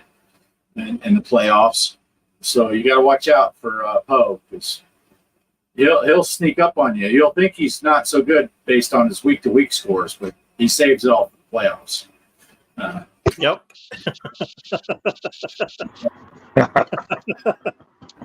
Yeah, it's a pretty cool. It's a pretty cool deal. Greg used to do them by himself. He did two of those tournaments by himself, and then I started playing, helping him out with it, and we did 2 as a team. And this one will be the third one that we do. but it's pretty fun. It makes it a little more interesting. Yeah. Yeah. Look at cheater. Poe's a cheater. We know. It's always the people who accuse others. Those are the ones you got to watch. And by the way, Bill, I don't know if you're aware, but Poe has patented and copyrighted cheater. So even though you didn't type it that way necessarily, since I read it that way, you owe Poe something. I don't know. He went into it. He had his people call my people. I don't know what they were talking about, but apparently that's the way it works. A case of old Milwaukee's, right? Yeah, case of old Milwaukee.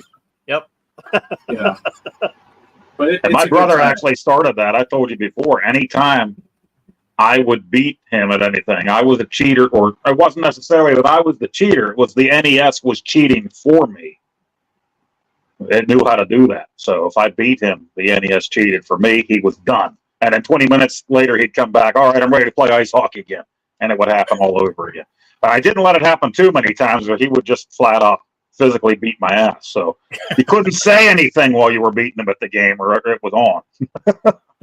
Like, you're right. I'm so sorry. I'm not even trying. The NES is cheating for me. Don't hit me. Yeah. Yeah. Oh, there you go, Poe. You'll get 1/1000th of what YouTube pays him, which is. Oh, no, you're getting something. Chaos just became a member. That's right. Yeah. Oh, there's Pepper. Yeah. Pepper. Cameo. I fed you already. Yeah, that's the problem with pets. It's like kids; they want to eat every day. I didn't understand it. I mean, we had Travis. I'm like 18-year-old kid when Travis was born, and they're like, "You got to feed him." Didn't he just eat yesterday? What the heck? Apparently, every day for the next 18 years, I'm supposed to supply food for this thing. I don't know. What a bunch of bull, right? Yeah. What was nice is my son, after he was out of school, well, he had a job before he was out of school, but he started bringing stuff home. And at first it was just for himself. I'm going to have this. And pretty soon it's like, here you go, Dad. Here's this. Here's this. It was nice. But now he's gone again. So there's nothing there for me to snack on it. Oh. Well, you got to tell your daughter to bring his stuff now when she comes home. Yeah. She brings her cat and drops it off. Yeah, I wasn't so lucky. Travis, when he started working, he'd come home with Taco Bell, and I'd be like, "Hey, nice. Did you bring something for me?" And he'd offer me like the last bite of the burrito. Did you want this? I'm like, "No, I'm good. I'm good."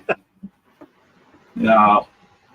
Yeah, it's interesting experiences having kids thing. I don't know.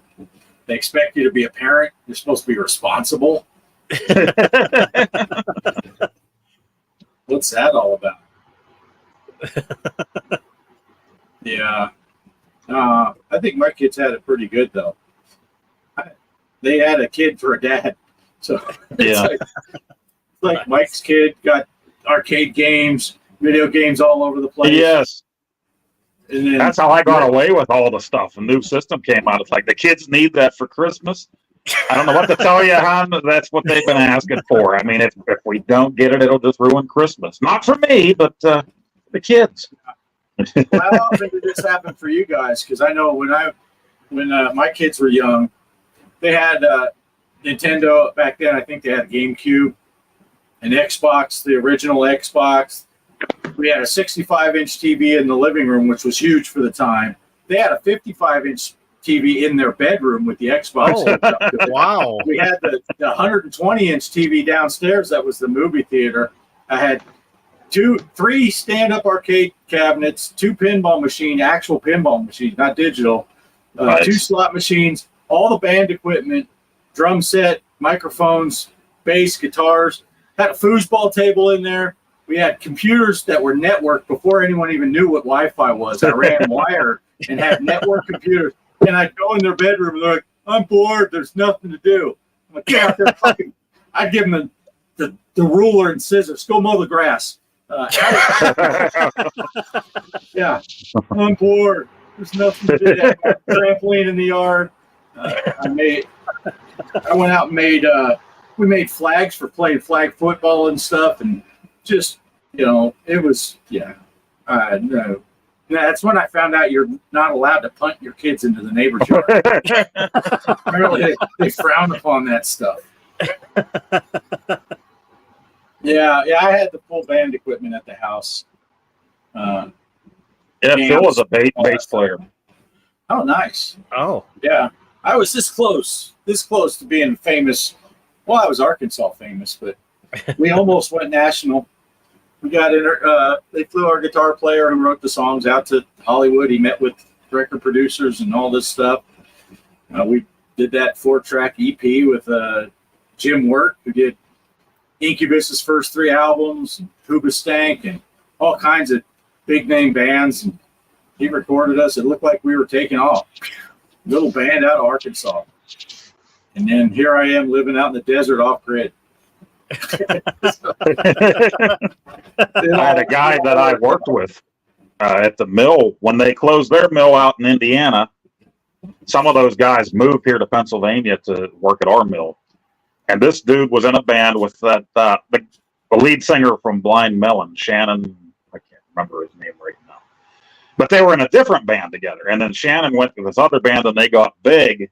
And he said that No Rain song was like a rock and metal song until the record producers got a hold of him and they changed it all around. And he said that Shannon came home and was like, "Listen to this," and they're like, "What the hell is this?" His old metal band's like, "What are you doing?" You know? Yeah.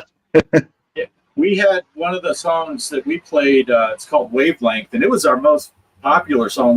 When we play around Arkansas and stuff, people would request it. So that's always cool when people in the crowd know your stuff. And it was kind of slow, and Charmaine, our singer, she'd sing it kind of sultry sound, but the tempo was like dun dun dun dun dun, and then we got to the studio with Jim Wirt, and right when we're getting ready, he plays a click track, and he's like, "Can you guys play that song like this?" And it's like, we're like, "I guess," and that's how it's recorded. Is it came out cool, but it was totally different. And he like jumped the tempo like 30 beats per minute right when we're getting ready to hit record. He's like, "Oh, by the way, I was thinking that." All right, whatever. But yeah, it was a 4-song EP that we did, and it cost us $4,000 to get it recorded. So we paid $1,000 a song, and so I look at it. My part was $1,000. And then we broke up shortly thereafter. The band broke up when we didn't get picked up nationally. They said it was because we played hard rock, and Charmaine's a female singer. So the head of Clear Channel Radio said he wouldn't put us on the radio, and Charmaine quit. She thought it was her fault that we weren't going national and we didn't get a record contract because of her. So she quit. So I paid $250 a song for 4 songs that I have on my playlist in the car. But well, Bliss, Retro Bliss, actually, he sat in for Gene Simmons when Gene Simmons was out doing Hollywood movies in the 80s. So Bliss was in full makeup on stage. Oh, nice. Singing "Going Blind," "God of Thunder." Excellent. For the audition, he just had to stick his tongue out. Oh, he wasn't the demon; he was the panda. Oh, okay. Yeah, Didn't work out so well. Though. yeah. It was so stupid that they shot us down because of Charmaine being and it was shortly after Twilight came out and all that, and Paramore was huge, and they had a chick singer. And because they were on that soundtrack for Twilight, they were huge and they played kind of hard rock stuff. But the head of Clear Channel Radio, you're like, go from being excited that they're even knowing who we are to we get shot down. But yeah, it was pretty cool. The guy that was the head of RCA Record for 30 years, he heard us. He was retired at the time, but he heard our music, and he contacted a guy in Arkansas and said, "Fly him out here. We need to." And he was taking Josh around. Yeah, Andrew, she said, but that's speak talk. They also said we didn't sound enough like Nickelback at the time. Yeah, and it's like, so we had an original sound. Isn't that a good thing? Yeah, Evanescence has Amy Lee. Yeah, but it was a mess. It was kind of a mess.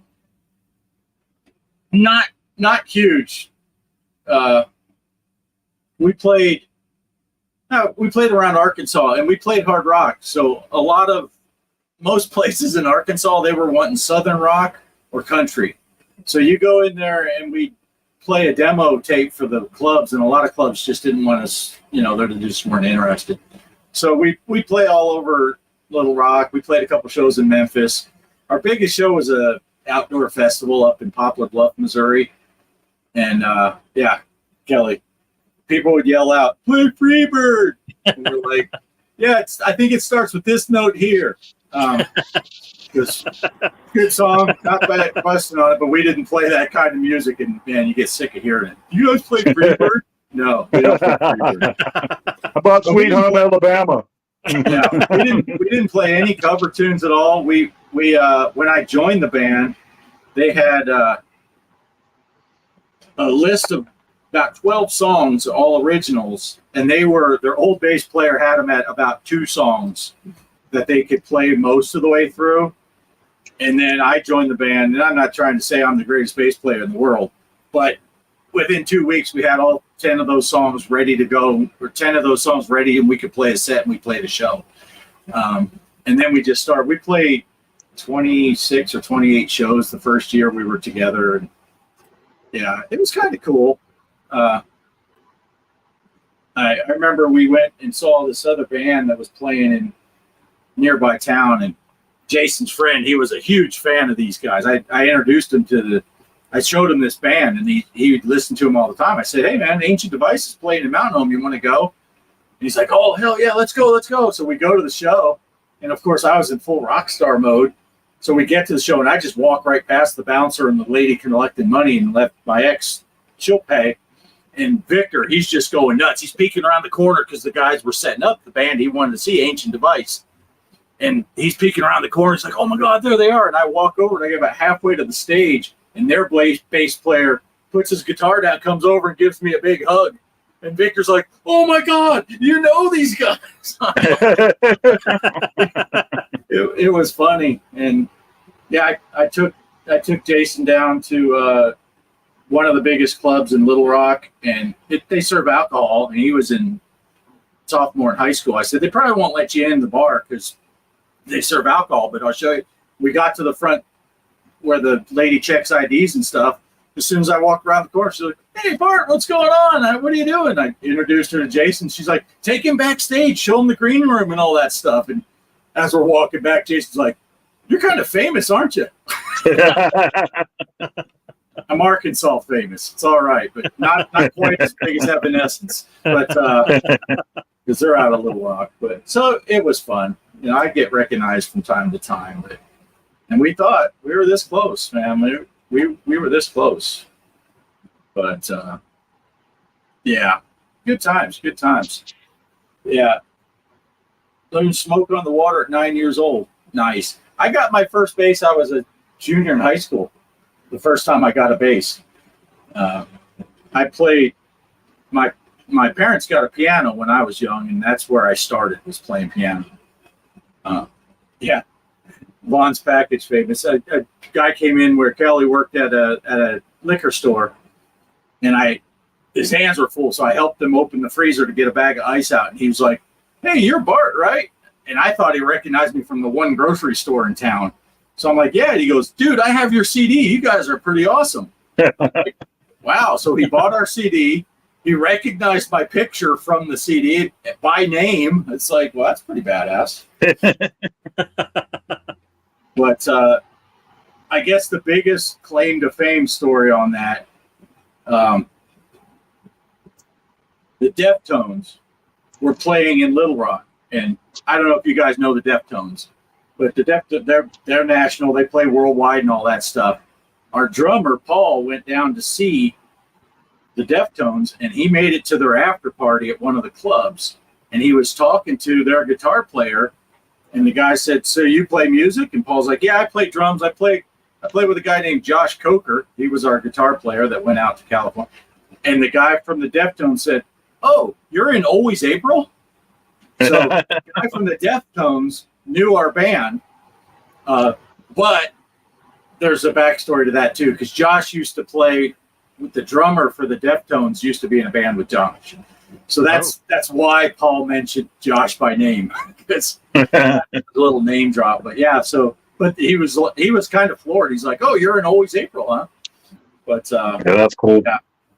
And that Tony Basil, whatever. "Hey, Mickey, you're so fine. You're so fine. You blow my mind." Yes. Hey, she followed us on MySpace and sent us messages. She's like, "You guys kick ass, man." So That's awesome. so that was pretty cool. Yeah. So I was late starting with the bass, and I hadn't picked up my bass guitar in almost 10 years. When Always April guys, Josh and them found out that I played bass, I was just picking up Charmaine's son because he hung out with my boy. I was picking him up so they could hang out, and they're like, "You play bass, right?" And I'm like, "Yeah, I guess, kind of." And hadn't played in 10 years. Picked up my bass, dusted it off, plugged it in, played a little bit, and then went in.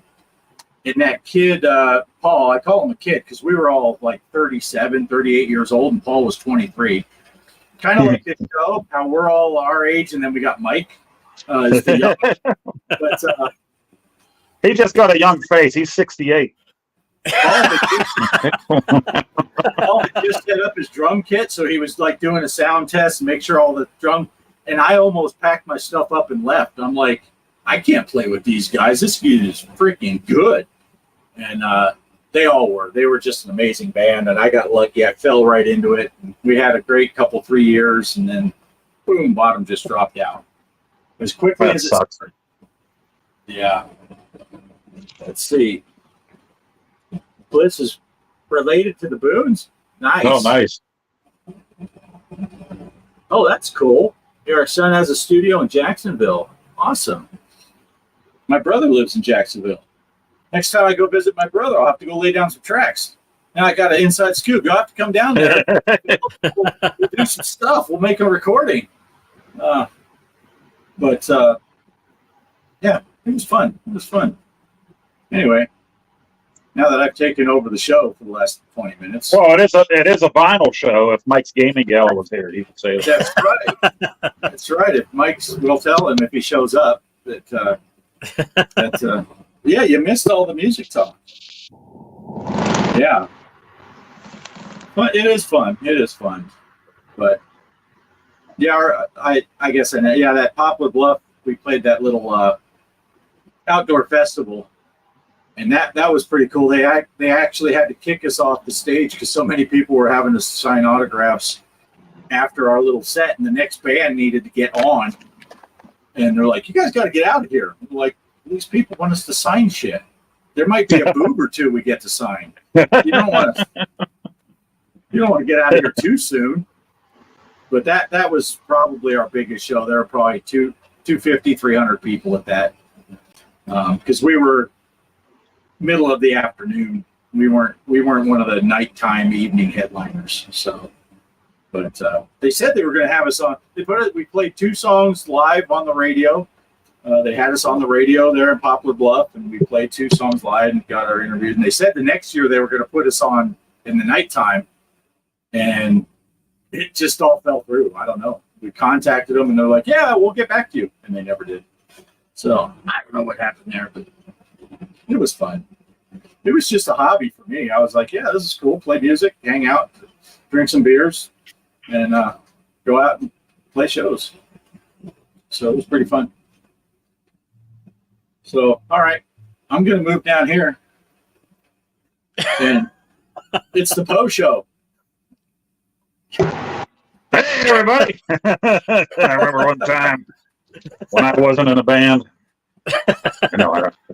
My buddy was in a band, a local band that was pretty good, and they did a lot of fairs and festivals. They were the Midnight Plowboys, and he had a totally different name from what his real name was. He was the lead singer, and they were sponsored by Pabst Blue Ribbon because they portrayed the rednecky type of guys.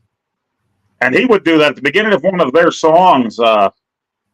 It would sound like they were going to be playing Sweet Home Alabama. They'd start playing it, and he would say, "Turn it up," and everybody's like, "Yeah, yeah," and then he'd start singing something totally different. People were like, "What the hell?" But at one point, I think a few people started fighting and doing some bad things behind each other's backs in the band, and then he was just like, "I'm done. I'm out of here." So, but it was pretty cool going to see him at all of these festivals and fairs and stuff. Nice. Let me see. I'll do another shameless plug. Well, keep talking though. I'm just looking stuff up here. And I'm playing Madison VR, the scariest game ever. And so I did look that up. And I guess the way they figured this out is they took a bunch of games. I don't think it was just for the VR version. It was just a bunch of scary games, and actually had people connected to monitors while they played them and checked their heart rates for these games. So that's where they get the claim that this is the scariest game that's out there right now. And so far for me, it's just, okay, there's a jump scare, there's one. Bart and I played The Exorcist on the Meta, so you're used to the jump scares, you know. Although it does look a lot more real. Madison VR on the PS5, I mean, when you're in that old house, it looks like you're in an old house, and you got the ceiling fan right above you. Well, I sent you guys the video. I didn't know my daughter was making fun of me and recording me for her Snapchat story. And while I'm doing that part, talking about the ceiling fan and stuff, she's recording me and like snickering and stuff. You can see me like reaching up towards my ceiling and picking up the letters and reading them and stuff, and she's laughing the whole time. So, Is that available? Is it only on PlayStation or is it? It's PC VR and PS5. Yeah, PSVR 2. How about PlayStation 1? For those that love the PlayStation 1 graphics. Well, the original Madison game was out for what, PS4, PS5 last year? Yeah. I don't know. I'm not sure what else it is. So the one that isn't VR is out there too. You know, that reminds me of that game. I was wrong. I thought that game was the one I saw a demo of. It was called Allison Road for the PC. Have you seen that? So I don't think I've seen that. It's derived from PT, from Silent Hills. So I know you were talking to me about you had it on your PS4. I still have my copy of it on my PlayStation 4. But once they stopped making that game, then I saw another developer make a game called Allison Road. And it reminds me of that game you're playing. But it had like a ghost following you, kind of like the ghost in Silent Hills. But I saw the gameplay of that, like, oh my gosh, that looks really scary. So, yeah, I was thinking Madison's different, though. Yeah, the whole idea is that same house, 30 years before, a serial killer killed a bunch of people, and then the police shot and killed her. And now supposedly you're being possessed by this serial killer. You think, I don't know where it's going because I won't watch ahead. Yeah. But you think that you killed your sister and your mother, and your dad you were locked in a room away from your dad, so you're trying to find clues. Your house is attached to the grandpa's old house, the grandpa that passed away. So when you go crawling through the walls, all of a sudden you'll be over in grandpa's house.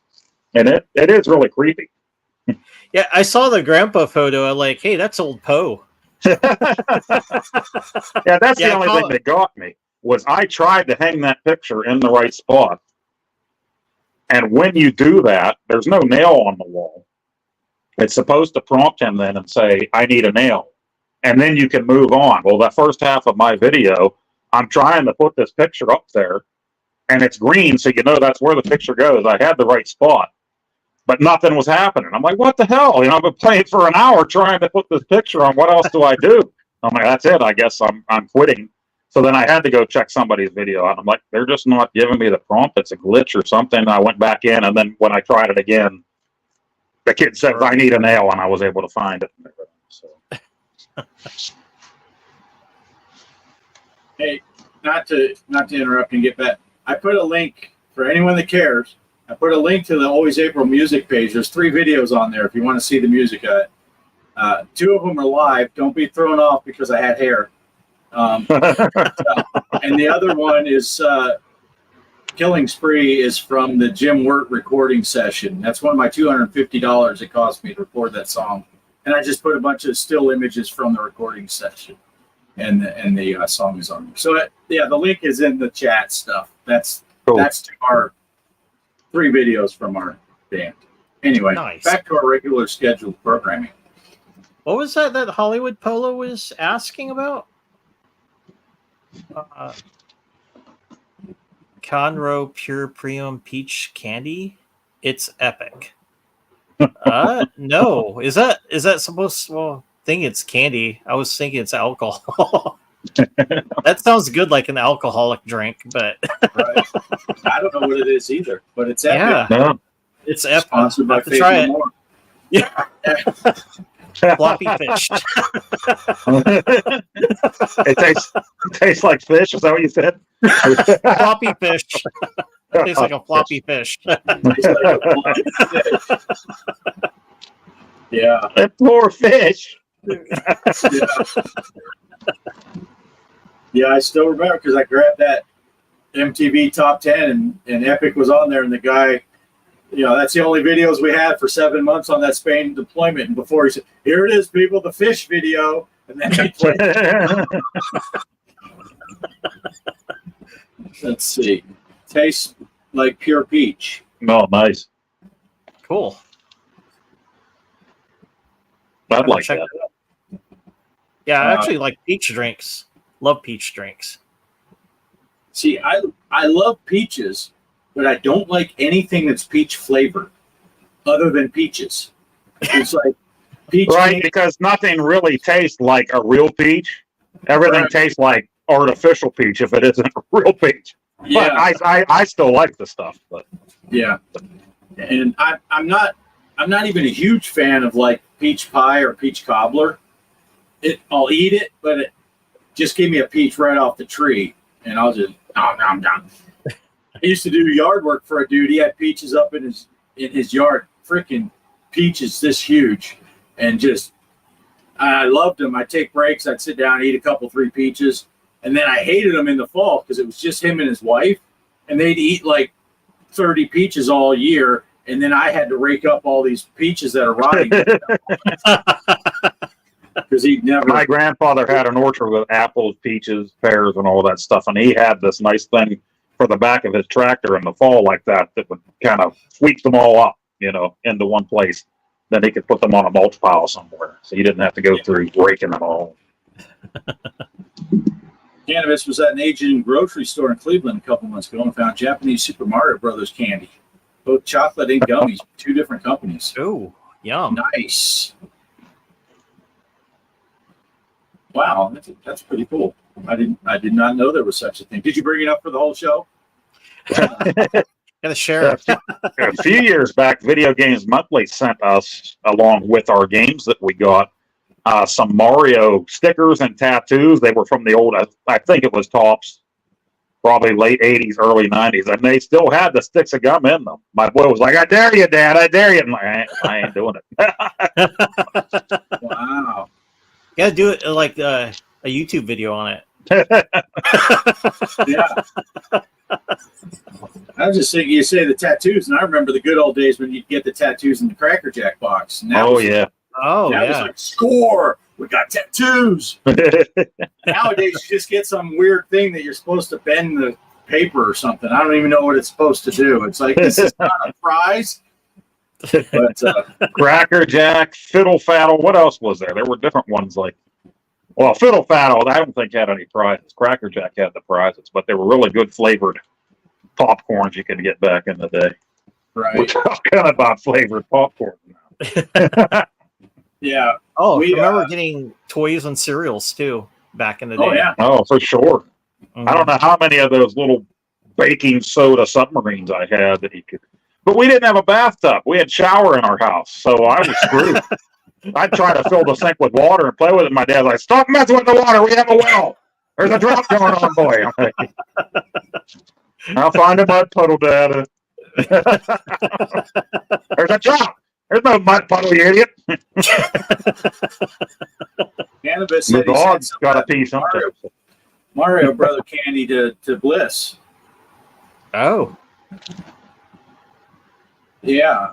That's Keith saying that gum crumbles and becomes a sandy substance. That was their original tagline, if I remember correctly. That was, try our gum. It crumbles and becomes a sandy substance. Find it at a 7-Eleven near you. But yeah, so Cannabis Kid sent some of that Super Mario Brother candy to Retro Bliss. I didn't get any. Did you guys get any? Oh, of yeah, it, yeah. Cannabis Kid? I didn't get No, I think Bliss did do an unboxing of that stuff, didn't he, Cannabis? When you sent him that, and he had the Bliss shirts in there, and it. Yeah. Now we see who his favorite is. He didn't send me nothing. I met Cannabis last year, him and Bliss at the same time. Really? I was hoping we would get a chance to play some of the games at the convention, but it didn't happen. I was feeling like garbage, and my son bought everything he wanted. As soon as he bought his stuff, he was ready to leave the convention. So once the wallet's empty, it's time to leave. The gum is made out of drywall dust. yep, Mm. with cherry flavor. I got a bunch of that in my house right now. I could try it. It'd be the same experience. Drywall. Just had cherry. Yeah. I saw Hubba Bubba the other day when I was going to check out of the store. I'm like, wow, I didn't even know they still had Hubba Bubba. I used to Oh, love that. And original pink bubble yum. I love that stuff. what's that gum that was like looked like a tape measure? Remember that? I almost said fruit by the foot. That wouldn't make sense. Huh? Yeah, Was it? Oh, maybe it was fruit by the foot. Yeah. Bubble tape. I think it was just called bubble tape. Bubble tape. Yeah. Yeah. Yeah. Let's see. You had to give it to Maria, the granddaughter. And candy is included with all orders of over $50 of Retro Bliss gaming merch. Buy it now. Oh. RetroBliss.com. Hubba Bubba tastes great. Hubba Bubba. Hubba Yeah, Bubba Bubba gum. Bubble tape and fruit by the foot, both. I think it was bubble yum, I think, way back in the day. My mom used to let us get a bunch of candy if it was our birthday in school, which mine never was. My birthday's in July. But my oldest brother bought a bunch of that chocolate bubble gum. And I don't think that stuff was around for too many years. But I remember he bought like a pack for everybody in his class. And then my other brother and I got some because we just lived there, you know. And I thought that was pretty good back in the 80s. It probably wasn't, but it didn't last, I don't think so. See, I was going to say here, Salty Army, he said what I was thinking. He's bringing up the Big League Chew, looked like a tobacco pouch. Oh, yeah. Yep. See, back in the day, we I would bought get gum that. that looked like chewing tobacco and candy Yep. cigarettes. Candy, cigarettes, and The snuff chew- snuff beef jerky in a Yep. can. I bought that stuff. And I guess that's supposed to get ready for you to get skull and stuff, right? Yeah, But the Big League Chew, the Big League Chew was only a hair better than Fruit Strike gum when it came to flavor. Because I would put some of that in and the flavor was going. Next thing you know, I had the whole thing in my mouth. And I chewed out the hair like a hamster and the flavor would leave. gum is great tasting for like 3.8 seconds. You're like, this is really done. I don't know what this They happened. just recently announced that they're done, right? I don't think anybody bought them. I think they went out of business, the Fruit Strike gum. Yeah. Crystal But it was really good. Like you said, for the first second, that was awesome gum. And then the flavor was just gone. Juicy Yeah. fruit. I loved that stuff when I was a kid, too. Favorite bubblegum flavors. I'm just boring, regular bubblegum. I used to like getting the Bazooka Joe bazookas. Oh, yeah. Comic. They had the soft and the hard. Bazooka did have like ones that were like bubble yum, individually wrapped with comics. Then you had the really hard one. It was kind of flat and rectangle. And That's the what I comic usually sucked. The humor was terrible, and it's like my sister's humor. Oh, she might be watching. Oh, Operation Shutdown is in the house to add his. Yes, it was a great 3.8 seconds. I'm glad Operation Shutdown's here because we need a new character of Bliss as the panda from Kiss back in the 80s. I want to see that on Bliss's chest. Yeah, I never tried the chocolate gum, but there's some grape gum that I liked. I used to chew that grape gum sometimes. Grape was good, yeah. Yeah. Who was it? Somebody made a pink lemonade one back in the day too. Oh, that was really good. I love that. Yeah. New Coke. Didn't take them long to go back to old Coke. I love Coke Classic. I was so pissed when they changed it because I got into the whole Coke and Pepsi wars back then. I'm like, Coke is better. Screw you guys. And then they're like, here's New Coke. I'm like, this is Pepsi, only worse. What the hell did you do? And then Coke Classic came out after that, and me and my buddy were in heaven again. Yeah. See, I was a rebel back in those days. I was RC all the way. Well, I knew you were going to say if it wasn't going to be Coke or Pepsi, it's going to be RC Cola. It's RC all the way for me. And then for I would drink the Mr. Pibb too. I was Mr. Pibb, yeah. Pibb. Mr. Pibb and RC Cola. And then for a long time, the last time I went on a diet thing where I was kicking sugar, I was drinking the RC diet, the Diet Right they call it, because it doesn't have aspartame in it either. So it's got a better sweetener for you. But I can't find that anywhere down here. It tasted a lot, to me, it tasted a lot like regular RC Cola, but it doesn't have aspartame in it. And no matter where you travel in the U.S., you can find a Dr. Pepper wannabe or clone because it's going to be a doctor or a mister at the beginning of that title. So you know what it is before you do anything. You walk into that grocery store in Myrtle Beach or Virginia. It's like, oh, there's Dr. Thunder. That's got to be Dr. Pepper. Let's get 2 liter of that. Yeah. I was a Pibb guy. Partly because my parents had a laundromat in Phoenix and they had a pop machine in there and they sold Mr. Pibb. If there had been Dr. Pepper in there, I'd have been drinking that.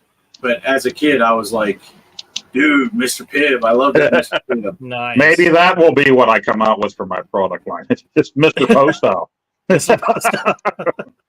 Yeah, it's like cherry Coke and a little bit of Old Poe in there too. Some prune juice and Metamucil. Yeah, my favorite drink back in the day was A&W root beer. So I loved drinking that from the restaurant. When you get the mug and stuff, that was so good. And then for sure. Like nowadays, I like the Bartles. Well, no, who makes that? It's like a beer company that makes root beer now. Oh, cool. Really? Yeah. Is that B&B something? There's one around here I've seen. I haven't really get. Now, back in the day, I would get Barks when Barks became popular. Barks root beer was pretty good too. Yeah. But A&W was the best. A&W root beer. Yeah.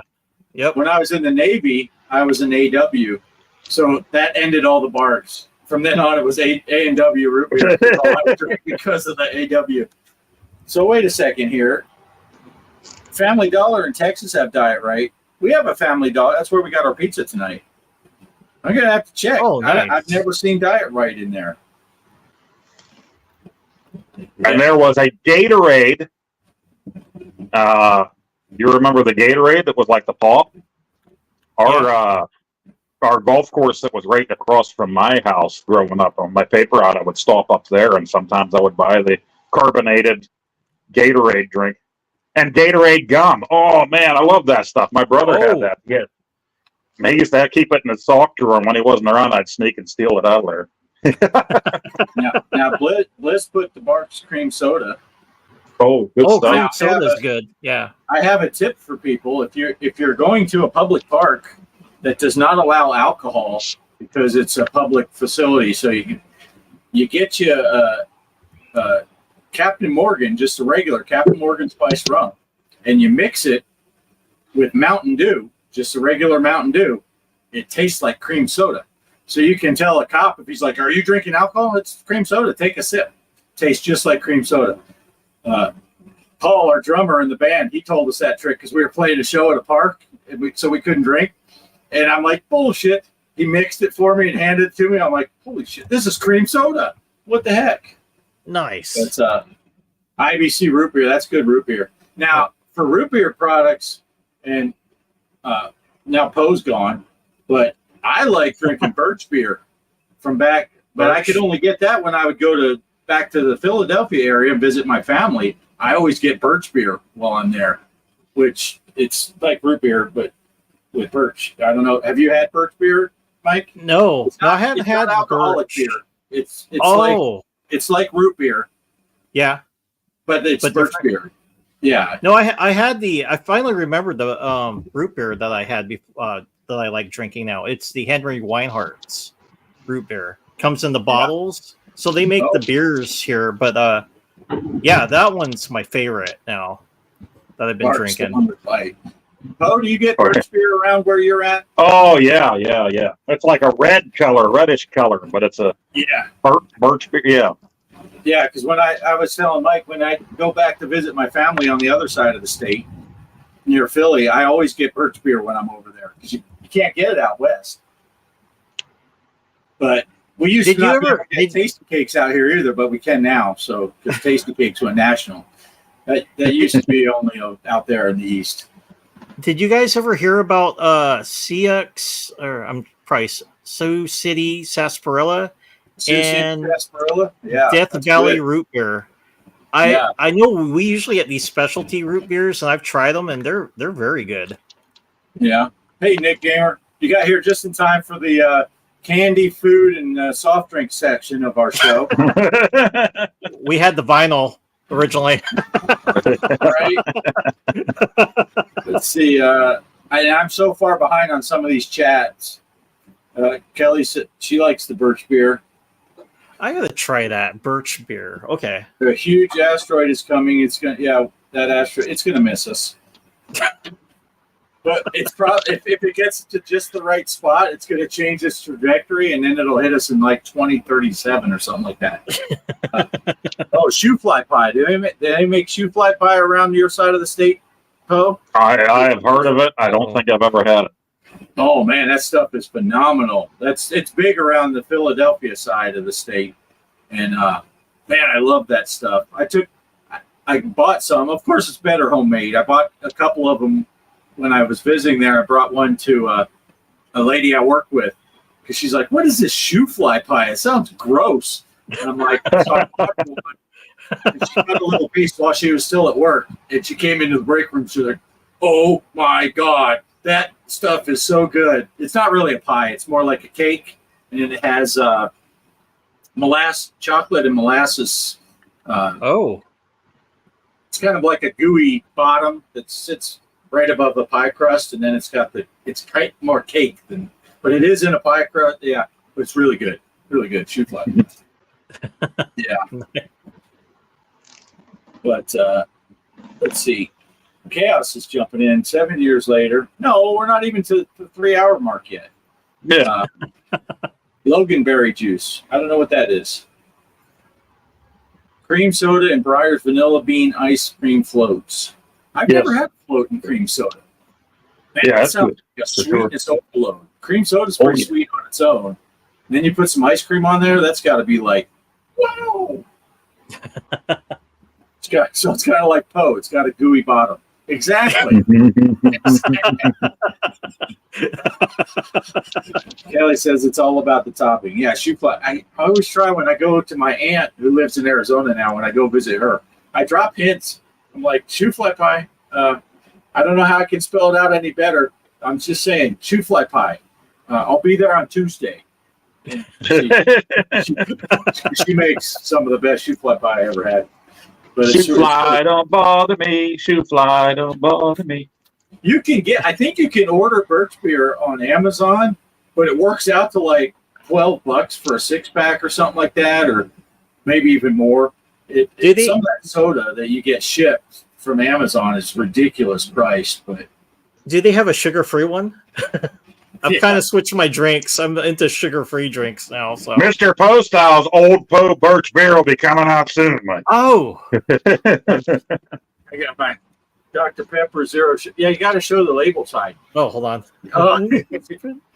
Oh, wait, Hey. that's my tea jug again. I was There's gonna probably say, lots of sugar in there. Zero sugar. I didn't know they made zero sugar Sprite. Yeah, that's what I'm I gotta drinking. get me Yeah, some. yeah. Yep. You know what I've been drinking the most of lately is the zero sugar cherry Coke. Oh, that one's good. Yeah, that's really good. I got a case of it in the arcade room, so I'm trying this right now, and it's actually pretty good. The Sprite. Nice. You're gonna have to try that. Because that's what I used to do at a restaurant. I just asked for whatever Sprite or Sierra Mist before I was on the no sugar stuff. And I used to be lazy about it, and so I wouldn't have to say it. I'd just say just whatever clear soda you have is fine. And then one day the waitress just brought me soda water. Oh my gosh, that happened to me years ago. Well, it happened recent too, but I remember when I was working on the loading dock in Montgomery Wards years back, I got my break and there was a gas station nearby. I'm like, I want to go get a big Sprite. It was a very hot day. Went the largest Sprite they have. I go over and I fill that puppy up. I get the whole way back and punch back in from my break, and I go to take a sip, and it was just the seltzer water crap in there. I was like, what the? I was so pissed. Yeah. They forgot the syrup bag, idiots. She said it was an honest mistake because I said clear soda, so that's what she thought I wanted. But I think it was just revenge because when we got there to the restaurant, it was me and Kelly and a friend of ours that used to work at the store. She went off to college in this town we were visiting, so we took her out to lunch. And when we got there, she goes, the hostess said, "Oh, so is it the three of you?" And I said, "Yeah, the bus won't be here for another 10 minutes." And they went in full panic mode, thinking they had a bus full of people coming. Just kidding, it's just us. So then she brings me the soda water. She's like, "Oh, fucker." But what's this? Got a case of G Fuel, zero sugar, and heart palpitations. Oh, that's not good. Don't drink it anymore, Keith. Yeah, heart palpitations we can do without. I'm gonna get some of that zero sugar Sprite though, because I do like Sprite. It's good. It's good. I do like Sprite. But yeah, we kind of stumbled across the cherry Coke Zero, because that's what we drink Coke Zero a lot, and then it's like, or the Dr. Pepper. I don't know. Oh, yeah. Zero sugar Mr. Pibb. I got that like 3 weeks ago. Yeah, we picked up a case of this, so we're working through that right now. But yeah, I'm digging some of these, but they all have aspartame in it. That stuff will kill your kidneys or something. I don't know what it's supposed to do. But getting off the sugar, boy, that made a big difference for me health-wise, I think, because I don't take any of the pills they used to make me take now. I mean, my leg fell off 3 weeks ago, but other than that, yeah. Let's see. Creamy coconut Dr. Pepper. Oh, that sounds good. Yeah, I have not tried it. That sounds really good. Yeah. Huh. Kelly would probably. I'm not a huge coconut fan, but it comes sugar-free, he said. Oh, better. Every once in a while, when I was stocking at the grocery store, I would always do the candy and cookie aisle, and I got a bag of what is it, Mounds that doesn't have the nuts in it or whatever, the coconut candy. Yeah, it was the individually wrapped little square candies, and one of them never made it in a bag, but it was in the case. So I'm like, let me see how I feel about coconut. And I popped that thing in my mouth and I still don't like coconut. No, I'm not into it at all either. I always hated that. Yeah. Mounds. I have to take it in small doses. But of course I ate the whole candy because I'm out on the floor. I'm pretty good about I hate wasting food and stuff. So I'll make something, I'll try a new concoction, I'll take a bite, and I'll be like, oh, this really tastes like shit. And I keep eating it. And Kelly's like, it's like, because I made it and I paid for it. Right? I'm eating it. Yeah, don't waste it. But yeah, that's the way we were raised, right? That's the way I was raised. And we ate a lot of stuff from the garden. We had chickens. So we had chicken and eggs all the time. For the longest time, after I moved away, I didn't want anything to do with eggs or chicken because it's just like, man, we had raised chickens. My dad, that's all, he's butchering chickens, we're eating chickens and eating eggs and everything from the garden I was fine with. I love that stuff. We used to actually just go take stuff right out of the garden and just start eating it. Tomatoes and stuff. So. Oh, nice. Does And my Mounds mom have nuts? always had green Mounds. No, Almond Joy has nuts. Mounds don't. Yes, Mounds Sometimes don't. you feel like a nut. Sometimes you Right. don't. That's what I thought. That's what I Because thought. my brother would say, Almond Joy's got nuts. Poe don't. And I would get all pissed off and I'd have to run him up. Mom, he said I don't have nuts. And then I'd get grounded for saying nuts.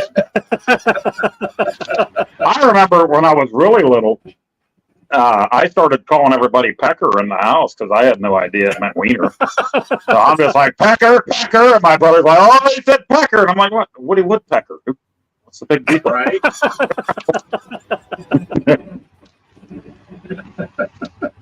That's funny. Yeah. How'd they get away with that one? Woody Woodpecker.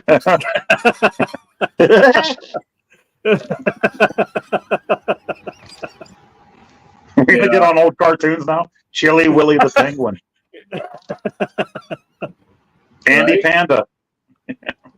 Wally Walrus. Right? His mom cooked chicken so much, she thinks he's going to wake up someday with feathers. Yeah. And I do like chicken now. I don't want it all the time. But yeah, I'm all right with chicken. I love eggs now. Except for on the steak bagel from McDonald's. They do what they call a folded egg, and that's not an egg, it's a sponge. I'm sorry. I eat a ton of eggs now. I just kicked my camera. I don't, I am not a medical professional, but when I told my doctor I was going on that carnivore diet, which we're very loose on the carnivore side of it now, we eat a lot of other stuff, but I said, we're just doing meat, cheese, and eggs. And she said, be careful with the eggs because your cholesterol's already a little bit high. She was wanting to put me on those statins or whatever. And I just started eating the crap out of eggs every day. That's what I have for breakfast every day is eggs, eggs, eggs. And usually I'll have like a 4-egg omelet is what my go-to is. And 6 months later, I went, my cholesterol dropped from the time before. So I'm like, take that, you egg hating bitch. Now, your time in, On the your outside, time I in was like, oh, Philadelphia, did you call it dippy eggs or sunny side up? I think dippy eggs might be a Western Pennsylvania thing. But the word says it all. You can dip shit in the yolk. It's Right, dippy right. eggs. no, so I think that's what they called it too when I was growing up. Because, yeah, I didn't know what sunny side up was when I heard it the first time, and I was like in high school. You want your eggs sunny side up? I'm like, what the fuck is that? That's my favorite way to have eggs. I love when you just smash it and then all the yolk comes pouring out. I'm a sicko like that. Yeah. Of course, in my house, I also didn't know what French toast was because they just called it egg bread. Egg bread. Egg bread. Love French toast. Yeah, and I found out later in life. Someone was like, you want some French toast? I'm like, I don't think so. And then they brought out a plate of egg bread. I'm like, oh, yeah, I'll eat that. I used to make that as a teenager when nobody was home. When I was the latchkey kid by myself. But French toast time, I know how to make that. Although one time, nobody's home. I get home from school, and I'm like, I could go for some tomato soup, and not just one can. I got to use, my mom had the big can. She had the big can down on the shelf in the basement. I made the whole damn thing for myself, and I drank that tomato soup. She comes home from work, and she said, I'm going to make stuffed peppers. Well, she would use that as the gravy, the tomato. Where's the tomato soup at? Oh, shit. You drank that whole can? Yes, I did. I'm a big boy. I'm a bad boy.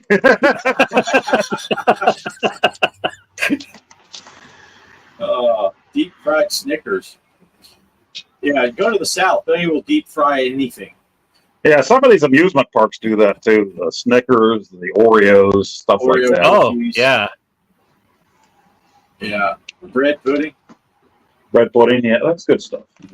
Coffee cake, I loved that as a kid. My mom would make coffee cake. She would make her pineapple upside down cake. My mom is just an awesome baker, awesome cook. So, yeah, she would make those desserts. And usually dessert night was when the Muppets were on, late 70s or early 80s or whatever. I think also Little House on the Prairie, but you would have your bowl of pudding or your Jell-O, or she had the the popcorn maker that was the big orange dome. You put your oil down, you put the popcorn down, and then you put this dome on it, and you put butter on top of it in the little vented area, and the butter would melt and drip down on the popcorn. Oh yeah, that's long before we had a microwave. My parents were like the last holdouts on everything. We're not getting a microwave. We don't need it. So my aunt and uncle bought them one of those. They're like, okay, this is pretty cool. A few years later, it's just like, well, you don't need a VCR. Everybody else had a VCR for at least 10 years by that point. And my brother went into the Navy, and he came home that Christmas, and he's like, here's a freaking VCR. And so, but getting them to go anywhere to rent movies for that damn VCR was like pulling teeth. And when we did, my dad only wanted 2 movies. He wanted Ernest Goes to Camp, or he wanted Salem's Lot. Like, really, Dad? We go to rent a movie maybe every 2 or 3 weeks, and it's always got to be freaking Jim Varney singing "Sure I'm Glad It's Raining," little fucking turtle paratroopers coming out of the air. Know what I mean? And then later he got into City Slickers, and we had to watch City Slickers 9 billion times because he was a big fan of Jack Palance or Jack Palance or however you pronounce his name. My dad loved that dude. So. Now, when I was deployed to Spain, besides the big 10 videos we had, music videos, we would hit the video store once or twice a week. And it was a tiny little video store and base there in Rhoda. And we'd eat every time. We either got Smokey and the Bandit or Quest for the Holy Grail, Monty Python. Those were the only 2 movies we watched. Or so my oldest brother would come home on leave from the Navy. Every time he came home on leave, we would make a big pot of chili and watch the Blues Brothers. Me and my oldest brother and my other brother loved the Blues Brothers more than anything back in the day. So, yeah, that was our thing. Pot of chili, a pot of coffee, and the Blues Brothers. Yeah, I think for me at that video store, Bart, I rented there too. I liked getting, Steve Martin's Dead Men Don't Wear Plaid. Oh, Don't wear plaid. Yeah. Plaid, yeah. Yep, that was like my favorite one. Big Nice. Steve Martin fan. Yeah, That one I've only seen like once. That and Little Shop of Horrors. Yeah. Most Steve Martin films I've seen a billion times over, but those 2 I've only seen like once. They probably, by the time you got to that video store, Mike, they probably didn't have the 2 we rented because we wore them out. No, I remember they had they like Steve Martin, so they had the Jerk, the Man with 2 Brains. Oh, there. the Jerk. Yeah, and then the Dead Men Don't Wear Plaid. So I would constantly rent those over and over again and stuff until they got like Elvira, Mistress of the Dark. Then I would rent that most of the time. Oh, the Jerk is one that I can watch over and over again. Love that. Yeah, so funny. Cat juggling. Look, he's shooting the paint cans. He hates these cans. Yeah, we used to say with Smokey and the Bandit, we always said that was a Jackie Gleason movie disguised as a Burt Reynolds film. You're right. Jackie Gleason just stole that. Stole the show. Yes, he did. Just amazing stuff. Daddy, my hat blew off. Was your head still in it? The guy was a genius, right? He was a genius. Yeah, he ad-libbed most of that stuff they said in Smokey and the Bandit. It was just, yeah, that was. And the Jerk. How about when the dude is trying to kill him? He's shooting. He finds his name in the phone book, which is the first day that Maven gets his name in the phone book. I'm somebody now. I'm in the phone book. And the dude's like. He puts his finger on it, just that's who he's gonna kill. And then he's shooting at him and he chases him. Maven runs to the carnival and goes in, and the sign says carnival personnel only. So the killer stops. He's like, he's not carnival personnel. He couldn't go inside. Yeah. And Carl Reiner shows up in the film. Oh, what a classic. Yeah. I think that and Slapshot are 2 movies that I can watch definitely all the time. Yeah. They don't make movies like they used to. No. They just made some funny stuff. Well, half the stuff anymore they wouldn't allow it to go. Could you imagine if they tried to release Blazing Saddles today? Right. And I watched The Toy about a month or so ago with Richard Pryor. I hadn't seen it in years, and I love that movie. Yeah, Hilarious movie. Because they're trying to cancel it. Retroactively cancel it. And then a few weeks ago, I rented Moving with Richard Pryor because that's another movie that's just freaking hilarious. You know, he hates his neighbor, which is Randy Quaid. Then he moves all the way across the country, and it's Randy Quaid's twin brother as his next door neighbor. Yeah, I gotta still watch that Young Frankenstein. I haven't got it yet, so. Oh man, that's another one. I can't pass Yeah, that you guys up. said I'm gonna watch that because I do. What's his name? The guy that played Willy Wonka. Gene Wilder. Yeah, Gene Wilder was one of my favorites. Yeah, and then Marty Feldman is in there, and Terry Garr, and Cloris Leachman. Yeah, when they go up and they see, he sees the doors and he's like, "Nice knockers," and Terry Garr's like, "Thank you, doctor." And then they hear the werewolf howl, and he's like, "Wolf, where? Werewolf." Terrible. Yeah. Of course, and then the musical number.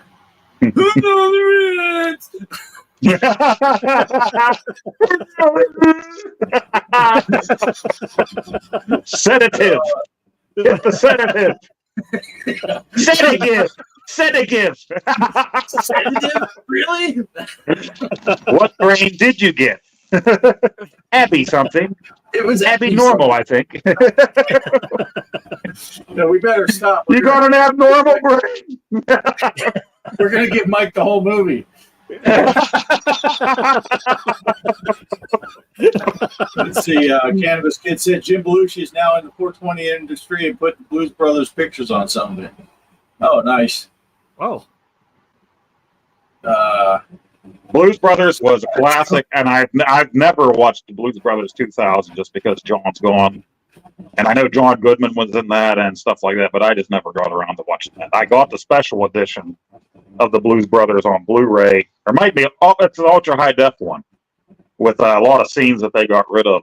Like you see where Elwood actually got the glue in the spray can from. That's the job he worked at, and he goes in to tell his boss he's quitting because God called him and stuff. So it's pretty funny deleted scenes in that. Oh, nice. Right. Nice. Trauma kick lately. He's been on a trauma kick. Oh, Toxic Adventure. Toxic Adventure. Yeah, I'm on Toxic Adventure 2 right now. So I already seen part 1, so I need to watch the rest of part 2. Nukem High. Yep, Yeah. that's part of that. High. I got to see that. Who's the guy that did that? He was over at our Portland Retro Con. So the guy that made Toxic Avenger, he was there. Well, because Angry Video Game Nerd was there too. So yeah, I got his picture along with my son with Toxie, and I guess they were promoting that video game, that beat 'em up game. Yeah, that looked fun too. So. Guilty pleasure for me is the class of '84, I think, class of 1984. Alice Cooper actually sings the song for it. When does the dream become a nightmare? Well, the teacher comes into the school, and the teenagers are all assholes, and they want to kill him. You know, they end up, taking his wife and stuff, and he ends up going through the school while no one else is around, and one by one, he kills all the bad kids.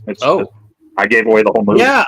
But it's a great movie. I heard about that film. When I was a kid, I rented it, and then the video store that I was renting it from all the time was selling it. I bought the VHS way back in the day, and now I haven't seen it for probably 30 years. So it's probably pretty cheesy, but Michael J. Fox is in it. A very young, chubby Michael J. Fox. And he ends up getting stabbed, I think, in a cafeteria scene or something. He doesn't have a huge role in it, But yeah. The kids are just out of control. They got weapons. They're a-holes, and now they're against this teacher, and they're going to kill him. He's going through the dark school at night, and they're like, "Hey, teacher," and they're hiding from him and stuff. You got to check it out.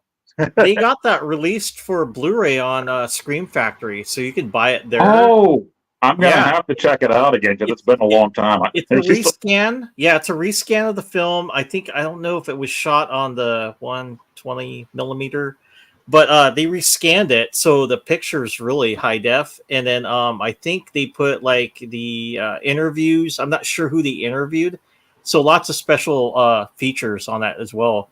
Yeah, I saw that. There's a guy that was talking about. He's like, you got to watch this because he have a lot of interviews in the film and stuff. Yeah, so that's I got cool. interested. I'd definitely like to check that out. Yeah, Scream Factory, they have it. I definitely heard of them too, so I'm gonna have to go take a look. And, they mentioned Teen Wolf. Oh, yes. Dave Fox. I remember went that. with my best friend to see Teen Wolf, Yeah. and that was an early PG-13 movie.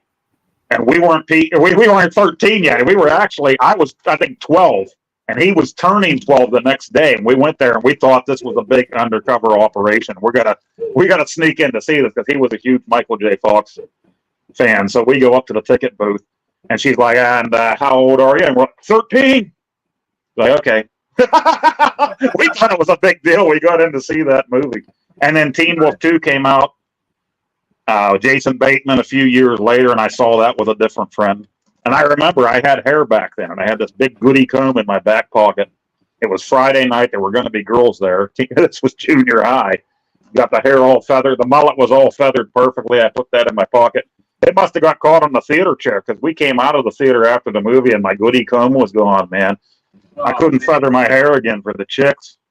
Oh. Yeah. I got it. Horror movie. Chopping Mall. There it is. Chopping Mall. Yeah, it's from Vestron. Vestron Video. So they released that. I got the. Yeah, it's the Blu-ray. It's a good movie. Nice. Chaos is saying, was that filmed in the same mall they did Dawn of the Dead? I don't know. Dawn of the Dead was Monroeville Mall, right near me. My wife and daughter actually still shop there every weekend. So it's one of the few malls that's still around here. Nice. And that's right across the parking lot from where they have Steel City Con 3 times a year. So it's he's younger and drunk, surfed on top of a friend's dad's van and got pulled over by our friend's dad who was a cop. Nice. Yeah, they thought that car surfing was going to be a big thing after that movie came out. Right. Buddy Styles, he had the shirt on that said, "What are you looking at, Dick Nose?" Remember that? Anybody remember Deadly Friend? I got that film too. That's a Wes Craven film. So hold on, I'll be back. I'll have to look that one up. I've never seen that one. No. And it's Wes Craven. That's awesome.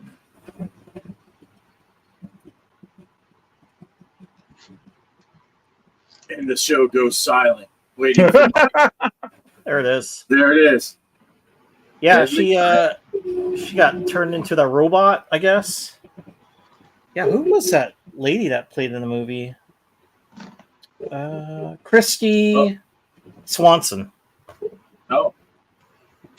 Now Keith's got one here. Bought the movie The Taint because it's advertised as having the most exploding zombie penises in any movie ever made. Okay, I don't have that movie. Oh, no. It's on the bay tonight. Yeah, Chaos loves Deadly Friend. It's a good movie. Evil Bong with Tommy Chong. Oh, yeah. Who was that? Midnight or something like Neon Moon or some film company that did those films. Never watched them though. I think I watched the Puppet Master films. They came out. Yeah, Puppet Master. That was interesting when that first came out. It's like, wow. Yeah. Of course, my favorite story about like when a new movie comes out. A buddy of mine went down. We were in high school when Nightmare on Elm Street came out, and our buddy Chuck, he went down and saw it in Phoenix, and he came back to school the next day, and he's telling us about this movie, And we kind of heard about it, and we just started messing with him big time, saying, he's like, oh man, this guy's in. We're like, Chuck, you're making this shit up. There is no movie. And he was getting pissed because he's trying to tell us, no, for real. I saw he's got knives on his fingers. Well, that's bullshit. You come up with a better story. You're going to make something up. And he was so pissed off by the end of that story. And then we're like, yeah, I saw the commercial for it, Chuck. Oh, you guys are jerks. Yeah, Keith got it. It's a Full Moon Enterprise. Yep. All 8 Evil Bond movies. Never watched this. Got it at a pawn shop for $5. Nice. Copy. Yeah. Yeah, put that on Mega. We'll download. Oh, Bliss has got to go. All right, later. See you, Right, Bliss. Phil. Yeah, Puppet Master. Yeah, I used to rent those a lot too. Those were good. And didn't Derek just tell us there was a game coming out? The PC game? Oh, for Puppet Master. I think so. I think he put it in the Cool. Discord. And I know the Killer Clowns game is coming out for PS5 here. Yes. So, And the 4K movie's coming out too because Oh, they nice. stopped making the Blu-ray. But yeah, the 4K's coming out. I don't cool. think Scream Factory that's releasing it? I'm not sure, but yeah, I know the 4K version is going to be coming out. I'm going to get it. What's on Tubi, Keith? So many movies have been thrown out there. I don't. Which one are you Is talking about? That's on Tubi. The zombie Tallywhacker film. Don't be tallywhacker from outer space.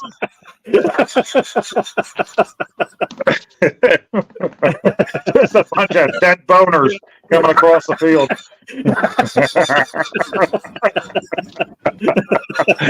They're not saying brains, though. They're not looking for brains.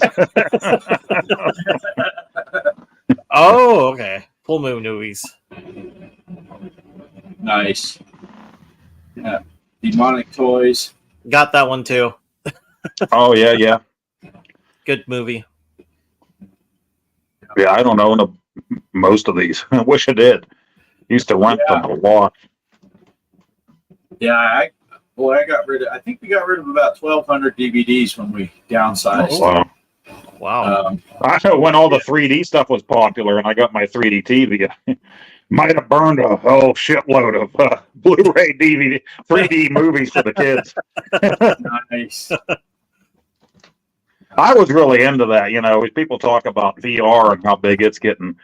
3D was out. I really wanted a TV, but our TV was kind of new at the time, and everybody's like, it's just a gimmick anyway. And I'm like, I think it's only a gimmick if you're not into it. You know, I was into 3D from the time I saw Jaws 3D at the theater and the 3D Freddy Krueger movie, even though it was the red and blue or whatever.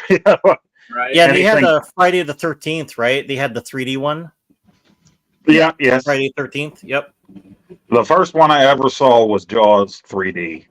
And I remember sitting there as a kid, and I wasn't even near old enough to go see the thing. But when he eats the dude at the beginning and the arm comes floating out at you, I'm turning around to see where it's at in the theater, you know, where'd the arm go?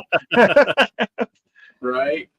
So when I finally got a 3D TV, I was all about it. And that's when 3D was like gaining traction in the theater. Everything was coming out in 3D. And I'm like, the kids are going to love this. My wife didn't give a crap at all about it. But yeah. And some of the 3D games on the PS3, you know, I played some of those too. So now VR is like even way better because you're standing there in your room turning around and just looking at all the stuff that's all around you. It's just amazing. Remember Rad Racer 2 had that 3D feature? Yeah. Yeah. So you had to wear that. Was it the red and blue glasses? Yeah. I think the Famicom actually came out with 3D glasses. I know the Sega Master System Master did. System. Yep. I have them for the Master System, and when I first bought that 6 years or so ago, I tried some of the games, and I'm like, that's really good 3D for back in the day, you know? Kelly says Creature from the Black Lagoon 3D was her first. I didn't know there was a 3D Creature from the Black Lagoon. Nice. Did it have Adrian Barbeau's boobs in it in 3D? You got to have 3D boobs for it to be worth it. No, Swamp- yes. Swamp Thing. She was a Swamp Thing. Oh, that's right. That was That's right. Yeah, she's a Swamp Thing. close enough. Come on, Mike. Don't spoil it.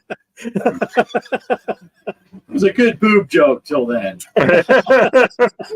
except for the part where I wasn't joking. It was like, no, really, are her boobs in it? I asked G. Parker to make a new intro with her and Wonder Woman, in there, but we haven't got the new entry yet. So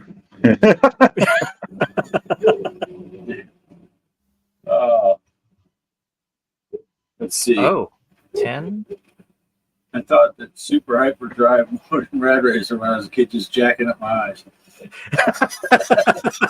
Yep.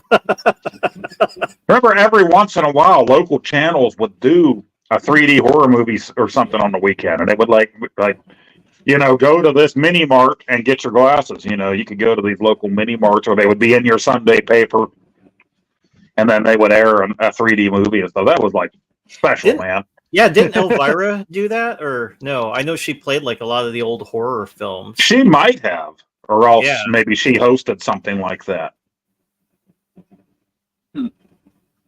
Yeah, Chaos said he scored a mint VHS of Howard the Duck last summer for $1. Oh, nice. Nice. Yeah, Kelly watched that at her dad's house. Nice. Yeah, I didn't get to watch many horror movies or anything like that when I was a kid. My parents didn't like any of that stuff. Like you, Poe, we didn't have a VCR until I was in high school. It was like, yeah. I think I told the story. I had to sneak into King Kong. My mom dropped me off, thought I was going to go see Herbie the Love Bug. I went there to watch King Kong. Herbie. Yeah, but yeah, so I didn't get to see a lot of horror movies and stuff like that when I was a kid.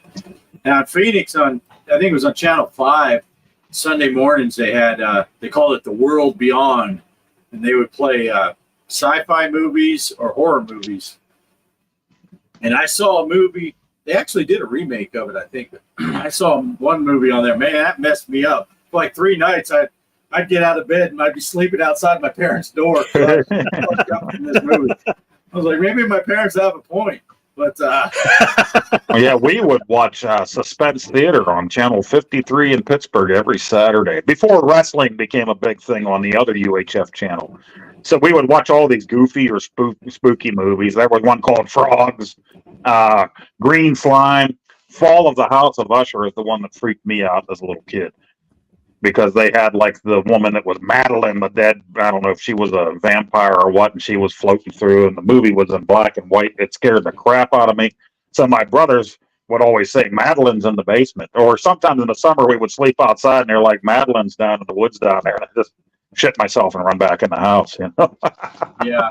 Well, didn't Vincent Price have a movie kind of like that, House on Haunted Hill, right? With the skeleton they did? Yeah.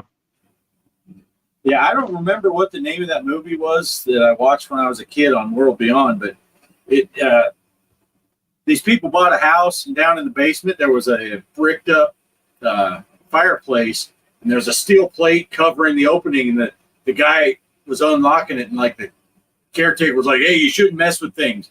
And it turns out there's like little demons that lived in there, and they backed the screws out now that he cracked them loose, and they came out and they drugged the lady that worked there, that lived there, and she was like half asleep, but they were afraid of the light.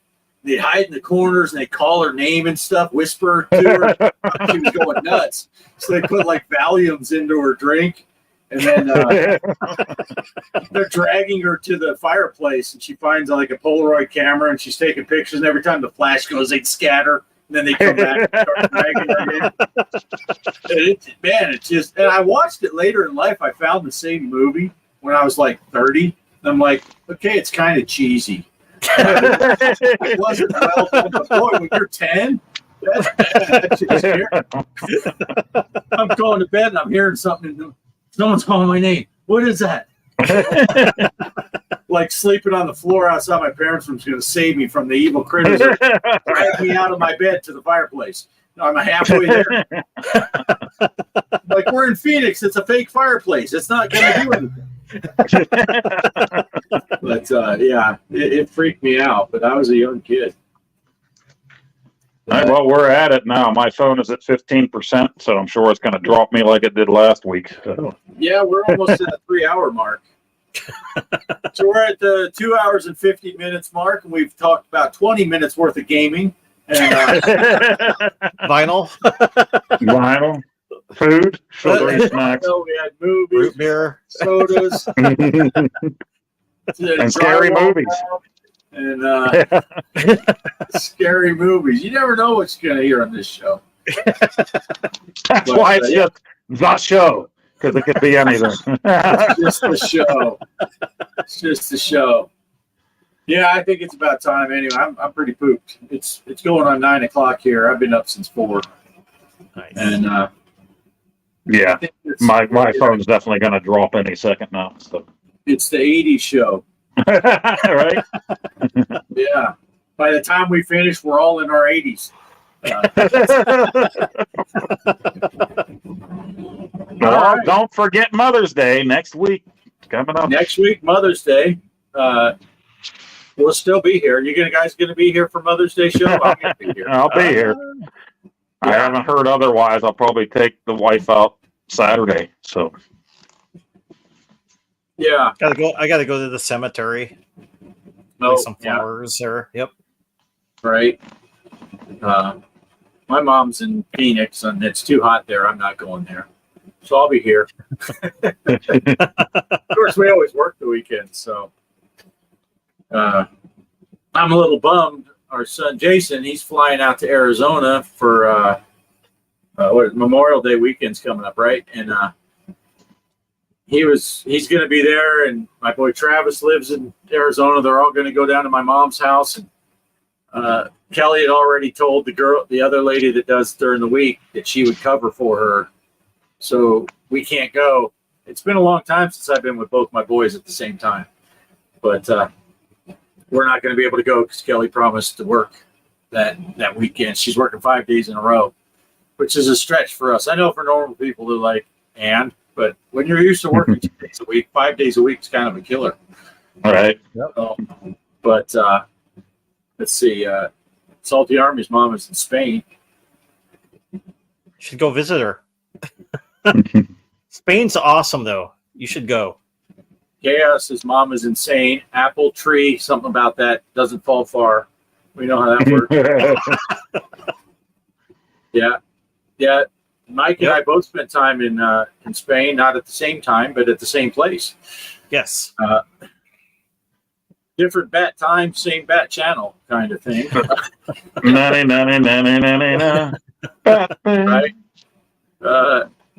Keith's is right down the road a few. Well, if you get a chance, get your mom to watch us too, because we might talk about channels about it.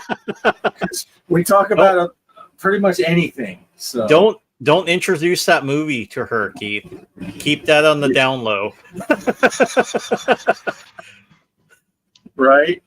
Well, that's cool. That's cool. Nice. All right. I'm going to find an outro. Was there anything else we needed to talk about before the show ends? No. We're good. I think that's it. I think we're good. So let me find that 12-second outro. Play a little ukulele music. Look for it. I wonder what happens. Will that stop when I find the thing? All right, I found the outro. So here we go. Thanks for watching. Catch you next week on Mother's Day. Yep. Hey. Shower